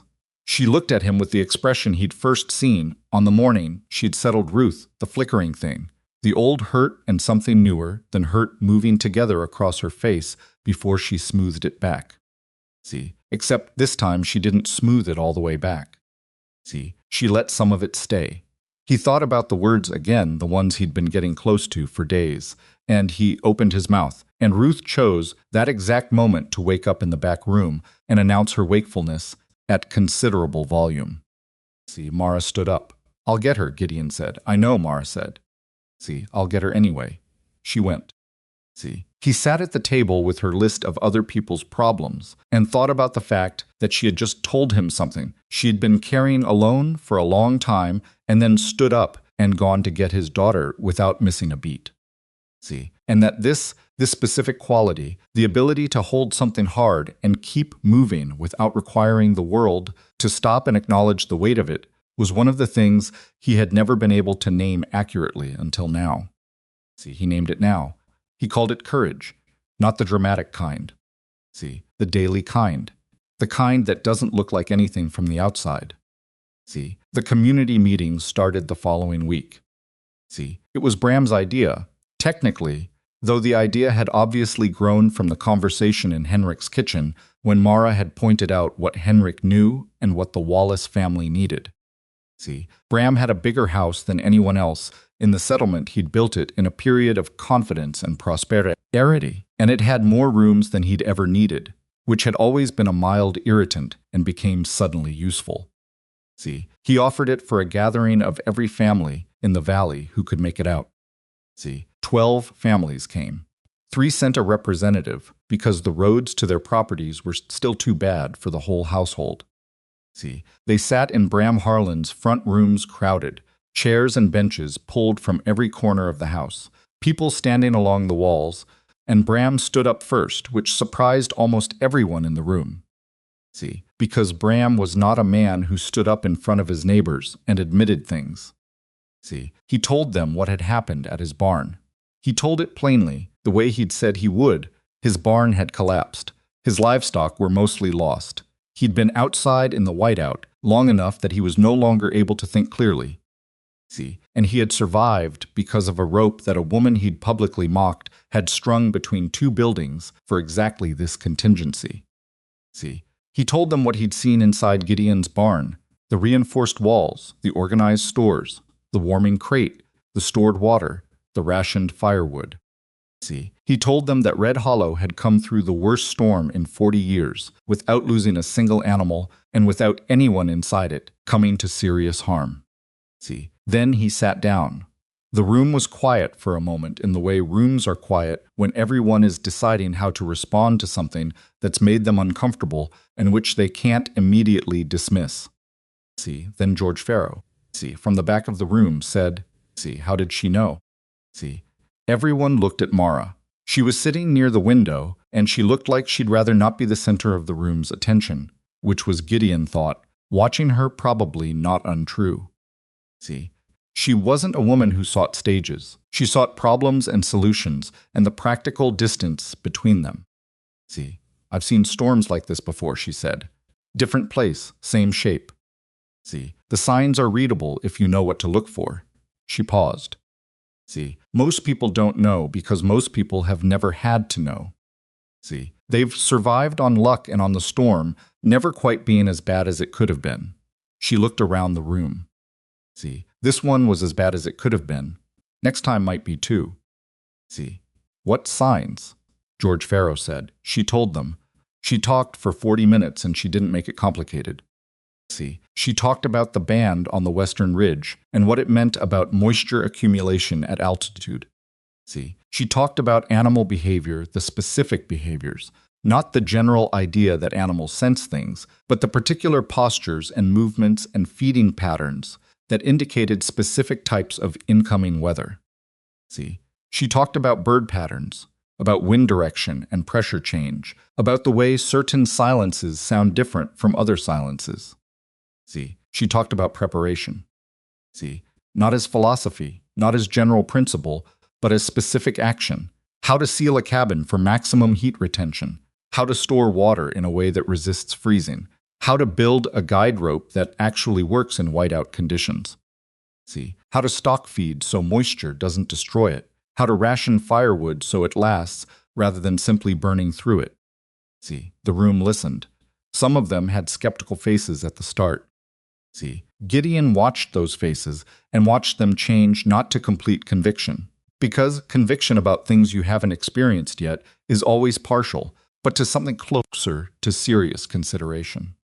See, the kind of listening that happens when someone is talking about something they actually know. See, Henrik Lindqvist, who had been sitting in the corner near the back with his arms crossed and his eyes sharp under heavy gray brows, raised his hand partway through. See, the pipe system, he said, the freeze points. You know about that. See, I looked at it, Mara said. You laid it smart, but there are 3 points along the north run where the exposure is working against you. See, we could fix them in a day with the right materials. See, Henrik was quiet for a moment. He looked at her the way he'd looked at her in his kitchen, not hostile, just the look of a man assessing something. See, come by this week, he said. I'll show you the full system. See, she nodded. See, the meeting went on for 2 more hours. See, and by the end of it disorganized. See, occasionally contentious. See, one genuinely heated argument between 2 neighboring families about fence lines that had nothing to do with the storm, but had apparently been waiting for a public forum. Something had shifted in how the valley's people related to each other. See, not dramatically, not in any way that could be pointed to as a moment. See, just a loosening of the particular isolation that had let each family assume the others were managing fine, and that asking for or offering help was some kind of admission of inadequacy. See, Mara had done that, not by being inspirational, by being specific and useful, and by treating the knowledge she had as something that belonged in rooms like this one rather than in private. See, Gideon drove her home in the wagon after the meeting. Just the two of them. Otis had gone back early, his old knees having strong opinions about how long they'd support him in a crowded room. See, the road was still hard-packed from the storm, but passable, and the horse moved at its own pace in the cold, clear evening, its breath steaming. See, you handled that well, he said. I talked too long, she said. See, you talked the right length, he said. People are still thinking about it. See, that's the right length. She was quiet for a moment, looking at the road. See, George Farrow is going to be a problem, she said. See, not a bad problem, just a stubborn one. He prepared well this winter on his own, and he's going to think that means he doesn't need anyone else's input going forward. See, let him think that, Gideon said. If he makes it through next winter the same way, good for him. See, if he doesn't, he'll know where to come. I know, she said. See, she stopped. I keep wanting to solve it completely. See, all of it, every person in that room. I want to know they're all going to be all right. See, you can't guarantee that, he said. I know I can't. See, you can give them tools, he said. What they do with them is their own. See, she looked at him. The blue-gray winter light was doing something specific to her face, catching the tiredness in it, but also something else. See, something that had come into it gradually over the past weeks, and which he couldn't have named on the day she arrived, but could name now. See, the look of a person who has stopped waiting for something terrible to happen. See, not fully, not yet. That kind of waiting is a habit, and habits take time to break, but moving in that direction. See, when did you get wise, she said, not mockingly, genuinely. See, I'm not wise, he said. I just listened to you enough that some of it sticks. See, she almost smiled. He'd come to catalog her almost smiles, the small variations that meant different things. See, this one meant she was genuinely amused and slightly annoyed about it. See, he pulled the wagon up to the gate at Red Hollow. He didn't get out immediately. See, she didn't either. See, the horse stood in the road with its enormous patience, and the evening settled around them, and Gideon looked at the gate and thought about all the times he'd come through it in his life as a boy, as a young man, as a husband, as a widower. See, as a father who hadn't yet figured out how to be one properly. See, he thought about the morning she'd been on the other side of it, frost on her shoulders, cracked boots asking for work. See, I have something to say, he said. She looked at him. See, he'd had the words for several days. He'd arranged them and rearranged them the way you do when the thing you want to say is important enough that the wrong version of it would be worse than silence. See, he'd decided the right version was probably the simple one. See, I know you've got your bag packed, he said. See, I know because you packed it the day you arrived, and you haven't unpacked it, and you probably didn't unpack it even after the storm, because that's who you are, a person who keeps the exit available until they're sure they need it. See, she was very still. I'm not saying that as a criticism, he said. See, I'm saying I understand it, and I'm saying that I want you to have an actual reason to unpack it, not just, he stopped. See, restarted. Not just the reason of staying somewhere, because you've been useful and you've earned your place, and it would be ungrateful to leave. See, that's not a reason. That's an obligation, and you've had enough of those. See, she was looking at him with that expression, the flickering one, the one she didn't quite manage to smooth back anymore. See, what are you saying, Gideon? She said quietly. I'm saying I want you to stay, he said. See, not as the person who fixes things and tends children and makes good preparations. See, I want you to stay as I want you to stay as my equal. See, my partner. He looked at her straight. If that's something you want. See, I'm not asking you out of need. I'm asking you because when I think about the rest of my life, I can't make the picture make sense without you in it. See, the horse shifted its weight. Somewhere in the distance, a bird called once and went quiet. See, Mara looked at him for a long moment. See, He couldn't read her expression completely, which was unusual. He'd gotten reasonably good at reading her over 3 months, and he sat with the uncertainty of it, which was uncomfortable, and didn't try to fill the silence with more words. See, the last time someone wanted me to stay somewhere, she said slowly, it was because it was convenient for them that I stayed. See, and every time I thought about leaving, there was a reason, not to a good reason, a reasonable reason, until the reasons were a cage, and I didn't notice because I'd helped build it. See, I know, he said. I know that's what you're thinking about right now. See, are you going to tell me this is different? Yes, he said. See, and I'm also going to tell you that I know you have no reason to believe me except that you've watched me for 3 months and can decide for yourself what you've seen. He held her gaze. See, I'm not going to convince you with words. I'm telling you what I want, and I'm telling you that the decision is entirely yours, and that whatever you decide, I'll respect it. He paused. See, you've never been asked that before, what you want. See, what you actually want. She looked away. She looked at the gate, at Red Hollow behind it, at the barn that was still standing, and the cabin with the fire burning inside it. See, he watched her look at it. He watched her look at the rope, still strung between the cabin and the barn, the knots he'd tested every day since she'd tied them, the rope she'd made with frozen hands for frozen hands. See, the rope that had brought Bram Harlan back from the edge of the worst night of his life. See, the bag, she said. My traveling bag, yes. I've had it since I left, she said. See, I've moved it from place to place for 3 years. See, even when I had a room somewhere, the bag stayed packed. See, I thought I was being practical. She paused. I think I was just afraid to put it down. See, I know, he said. She looked at him. I want to stay, she said. See, not easily, not with the light, warm delivery of someone saying something uncomplicated. See, she said it with the weight of someone setting down something they've been carrying a long distance and aren't entirely sure their hands know what to do without the weight. See, but she said it. He let out a breath he'd been holding in a way he hadn't noticed. See, all right then, he said. She looked at him, and this time the almost smile went all the way. See, they got out of the wagon. See, inside the cabin, Otis had the fire going, and both twins awake and fed, and he looked up when they came in with the expression of a man who has been wondering how a particular conversation went and is not going to ask directly. See, he looked at Mara. He looked at Gideon. He looked back at the fire. See, oats or beans for supper, he said. Beans, Mara said, taking off her coat. See, beans it is. The weeks that followed were not simple, and Gideon would not have wanted them to be simple, because simple usually meant something was being avoided.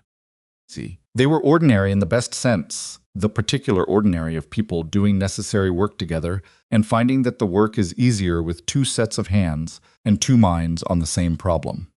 See, Mara went to Henrik Lindqvist's property on a Tuesday and spent the full day looking at his water system while the old man walked her through every section of it, explaining his thinking from 20 years ago.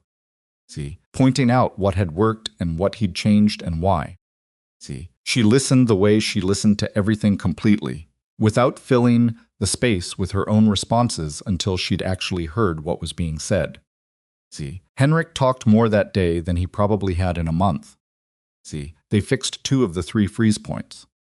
See, the 3rd required materials they didn't have yet, and Mara told him plainly what they needed and approximately where it could be sourced, and Henrik said he'd take care of it, and she believed him because he was, as she'd said to Gideon, see, a man who knew what he was doing and simply needed someone to know that he knew. See, she took Otis to the Wallace property the following week.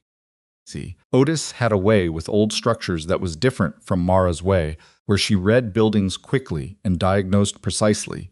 He moved slowly and put his hands on things and thought, see, and the thinking was long and considered, and when it produced a conclusion, the conclusion was usually the right one. See, he looked at the compromised sections of the Wallace barn's framing and told Daniel Wallace exactly what needed to happen, in what order, with what materials. See, and Daniel Wallace listened with the slightly humbled attention of a younger man who has learned at cost that experience deserves more respect than he'd previously given it. See, Bram rebuilt. He started on his barn within 2 weeks of the storm, soon as the snow had cleared enough to work the ground. See, he used better lumber this time. He'd ridden 2 days to get it from a mill in the next settlement, which was not the kind of trip he'd normally make for a building expense when the local supply would do adequately. See, he used it because adequately was not the standard he was rebuilding to. See, he also hired 2 extra men for the build and worked alongside them himself. And on the 3rd day of construction, Mara came by and looked at what they were doing and pointed out 2 things she'd change. See, he changed them without argument. The men who were watching saw that and filed it away in whatever place people file things that revise their understanding of someone. See, she came back on the 6th day and looked again. Better, she said. See, high praise from you, Bram said. It is, she agreed, and she wasn't being unkind about it. See, he looked at the half-built structure for a moment. See, I've been thinking about what you said at the meeting. See, about the Western Ridge. What about it? I've lived here 22 years, he said. See, I've looked at that ridge 10,000 times. He paused. See, I never looked at it the way you look at it. You weren't looking for what I was looking for, she said. See, what were you looking for? Warning signs, she said simply. See, I've been looking for warning signs for a long time. See, it becomes a habit. She paused, not always a useful one. See, but in this case, he nodded slowly. Is there anything on that ridge right now? He said. See, anything I should know about?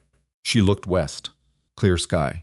See, the ridge in its ordinary winter posture, no band, no unusual weight of cloud. See, not right now, she said, but check it every morning. See, you'll learn to read it if you look at it enough. See, what does normal look like? Look at it today, she said. See, and tomorrow, and the day after. After 50 days, you'll know what normal looks like because you'll have 50 versions of it to compare against. She looked at him. See, that's how all of it works. You look until you know what you're seeing. See, he stood with that for a moment. You're going to stay, he said. See, not a question exactly. An observation, the kind that contains a question inside it. See, yes, she said. He nodded once with finality. Good, he picked up his hammer. See, the valley could use someone who looks at things properly. See, the guide ropes went up across the valley that winter, or what remained of it after the storm. See, not all of them immediately. Not all of them exactly right. The first time Mara got 3 requests for advice on rope placement and knot spacing in the same week, and she went to each property and looked and gave specific guidance. See, and in 2 of the 3 cases the family had made a reasonable approximation of the right thing and needed only small adjustments, which she pointed out without ceremony. See, the 3rd case was the Kellerman place, where a well-meaning but somewhat chaotic rope-stringing effort had produced something that would have been functionally useless in an actual whiteout. See, she redid it herself, with Anne Kellerman holding the tension and her husband Martin watching, and when she was done, she had Martin put on his winter gloves and walk the line with his eyes closed. See, count the knots, she said. He counted them. Now imagine you've been outside for 20 minutes and your hands are failing, and you can't see anything, and you don't know which direction you came from, she said. See, Martin stood on the rope with his eyes closed for a long moment. See, that's why the knots are this size, he said. That's why the knots are this size, she said. See, Anne Kellerman offered her lunch. Mara stayed for lunch and left with a jar of Anne's pickled vegetables, which were significantly better than anything Gideon currently had on the shelf. See, and which Gideon received that evening with what she considered disproportionate enthusiasm, though she didn't say so. See, these are good, he said, eating them directly from the jar in a way that she didn't comment on. See, I know they're good, she said. That's why I brought them home. See, home. She'd said it without noticing, the way you say words you've gotten used to, and she noticed she'd said it about 3 seconds after it happened, and she looked at Gideon to see if he'd caught it. See, he'd caught it. He was looking at her with that expression he sometimes had, not the soft, elaborate expression of a man trying to show you something, but the plain, direct look of a man who has seen something true and wants you to know he saw it. See, she looked back at him. Home, she said again, on purpose this time. See, slower, like she was testing the weight of it. It held. See, the bag was still on the shelf in her room. She hadn't unpacked it, not since the night she'd brought it inside and set it there. See, she'd meant to. She'd walked past it several times with the intention of taking the things out and putting them in drawers, which was a small action that would have meant nothing externally and everything internally. See, she walked into her room one evening in February with the intention of finally doing it. See, she lifted the bag down from the shelf. She stood with it for a moment. See, she thought about the woman on the bench outside the general store 3 years ago who had sat down beside her and said the thing that needed saying, and then left her to make her own decision about it. See, she thought about the 18 miles of frozen road. See, she thought about the gate and the frost on her shoulders, and the particular quality of desperation that had made her stand outside a stranger's property and offer herself as labor because it was the only currency she had that she trusted. See, she thought about Ruth reaching up for her with both arms. See, she opened the bag. She took everything out, one piece at a time.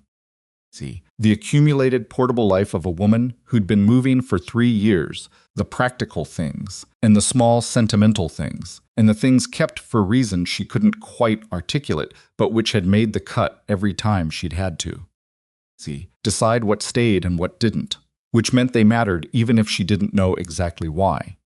See, she put them in drawers, on the small shelf above the window. See, on the table beside the bed, she folded the bag flat. See, it was a good bag, well made despite its age, and she didn't want to discard it. See, she put it on the highest shelf in the room, where it would keep its shape and not be in the way. See, she stood looking at it up there. She thought, I can reach that if I need it. See, and then she thought, I won't need it. See, and then she went back into the main room, where Gideon was sitting near the fire with Henry on his lap, and Ruth making determined, crawling attempts across the floor with the focused expression of someone who has decided walking is an insult to their. See, dignity in crawling is clearly the superior technology. See, she sat down.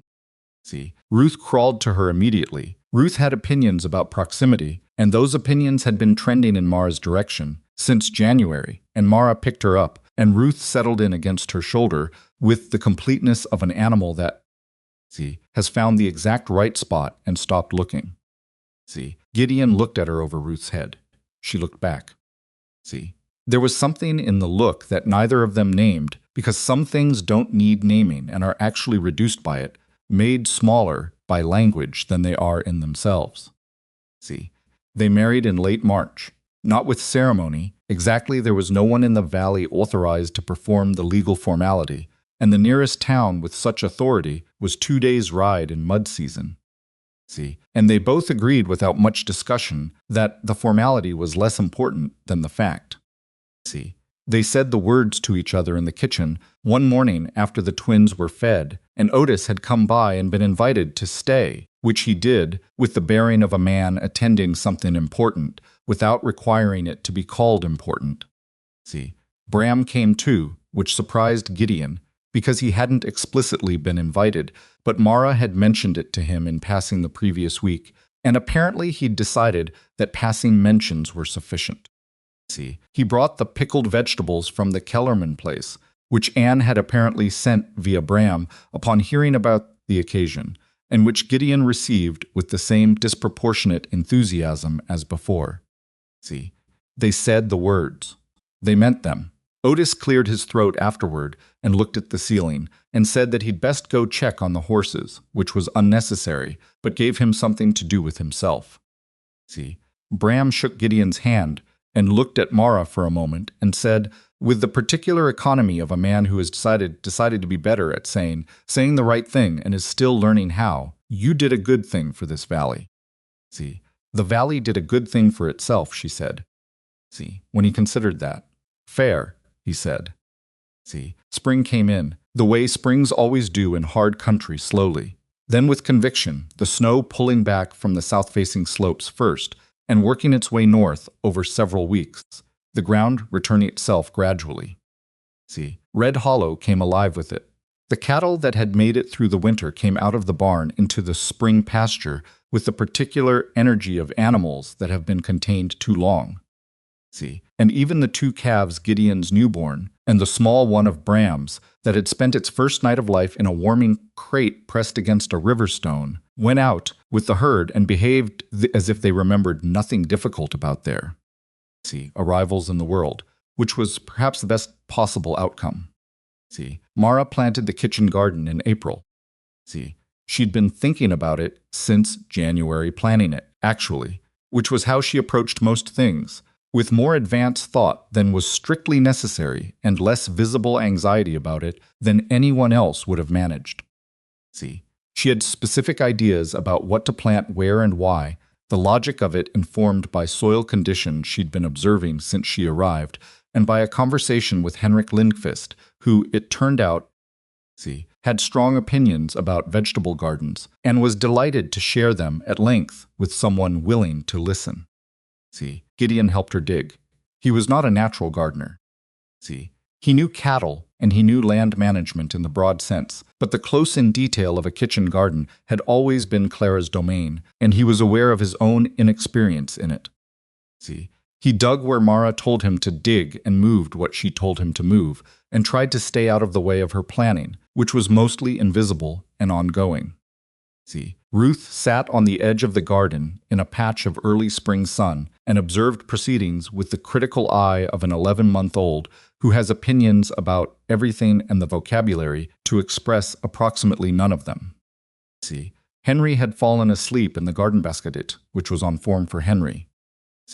At some point in the afternoon, Mara crouched down in front of Ruth and said something, and Ruth reached out and grabbed Mara's finger with both hands and said, with great confidence and no ambiguity, Mama. Mara went very still. Gideon, who was 3 feet away with a shovel, heard it. He looked at his daughter. He looked at Mara. Mara was looking at Ruth with the expression he'd first seen 8 months ago on the third evening, the flickering thing, the old hurt, and something new moving together across her face. But this time it didn't settle back into calm. This time it stayed, all of it visible, and her eyes went bright in the way that isn't weakness, but its absolute opposite. Mama, Ruth said again firmly, because she had made a determination and saw no reason it should need repeating more than twice. Mara pulled his daughter into her arms. She held her with both hands, the way she'd held both twins on the night. The storm hit the cabin walls, and the fire shuddered, and the world outside disappeared. The same complete, steady hold. Ruth grabbed a fistful of Mara's hair with the benign destructiveness of a baby who doesn't know its own grip, and Mara didn't flinch, just pressed her cheek against the top of Ruth's head. Nobody corrected the child. Nobody was going to. Gideon stood in the garden with his shovel and looked at the two of them and felt something settle in him that had been unsettled for 8 months since the fever, since the empty side of the bed, since the mornings when he'd stand in the kitchen, not knowing if he'd fed the babies or dreamed it. Not replaced, not healed in the way that word usually means, as if grief were an injury that closes. Just settled. The way a building settles into good ground after enough time and weight, still the same structure, but finding its level. He went back to digging. He was not a man who said everything he was feeling the moment he felt it, and he didn't need to say it now. She knew. The way she knew most things about this property and the people on it, not because she was told, but because she'd been paying attention from the beginning. By evening, the first section of the garden was turned and planted, and Ruth had mud on most of her face, and Henry had woken up and was indignant about missing whatever had happened while he slept. They ate supper late, the 4 of them in the small kitchen with the fire going, and the spring dark pressing gently against the windows, which was a different kind of dark from winter, dark warmer. More permeable, the kind that doesn't feel like a threat. After the twins were down, Mara sat at the kitchen table with the paper she'd been adding to since February, the ongoing record of the valley's preparations, what each family had done, what still needed doing, what the next winter would require. She added 3 lines. Gideon came and looked over her shoulder. You're already planning for next winter, he said. See, someone has to, she said. It's April. I know what month it is, she said. See, the Western Ridge doesn't stop being the Western Ridge because it's April. See, he sat down across from her. What's on the ridge, he said. See, nothing right now, she said. I checked this morning. See, and yesterday. She looked at the paper. But I'm establishing the baseline. See, 50 days of normal, remember? So I know what I'm seeing when something changes. See, he looked at her for a long moment. He thought about the morning she'd arrived. See, he thought about the gate and the frost and the cracked boots and the offer that had been the only currency she had, a roof and meals and a place to earn. See, he thought about what she'd earned and what she'd given and what neither of those words quite covered because the real thing was larger than transactions. See, Mara, he said. She looked up from the paper. I keep thinking, he said, about the fact that I almost didn't open the gate. See, she was quiet. I stood there for almost a minute, he said. See, just looking at you through the bars, thinking about all the reasons it was a bad idea. He paused. See, I was tired and I was angry not at you, just at everything, and I almost told you to move on. See, I know, she said. I could tell. You could tell. See, you had the look of a man deciding something he didn't want to decide, she said. See, I've seen that look enough times. I just waited. See, you weren't afraid I'd say no? She considered it honestly. See, I was afraid, but I'd been afraid of worse things. See, and I had nowhere else to go, which tends to clarify how afraid you're willing to be about any given situation. See, he looked at the table, at the paper with the valley on it, the families and their preparations and their deficiencies and their resources. See, I'm glad I opened it, he said. So am I, she said. See, it wasn't elaborate. It wasn't the kind of statement that gets remembered as a great declaration. See, it was just two people in a kitchen in April being honest with each other about a thing that mattered. See, which was, in the end, what most of the important moments were made of. See, outside, the Western Ridge sat in the dark, ordinary, and familiar, doing nothing in particular. See, the barn stood. The guide rope hung between the cabin and the barn, slightly slack in the spring air, its knots spaced exactly right. See, the cattle were in the spring pasture, the calves were growing.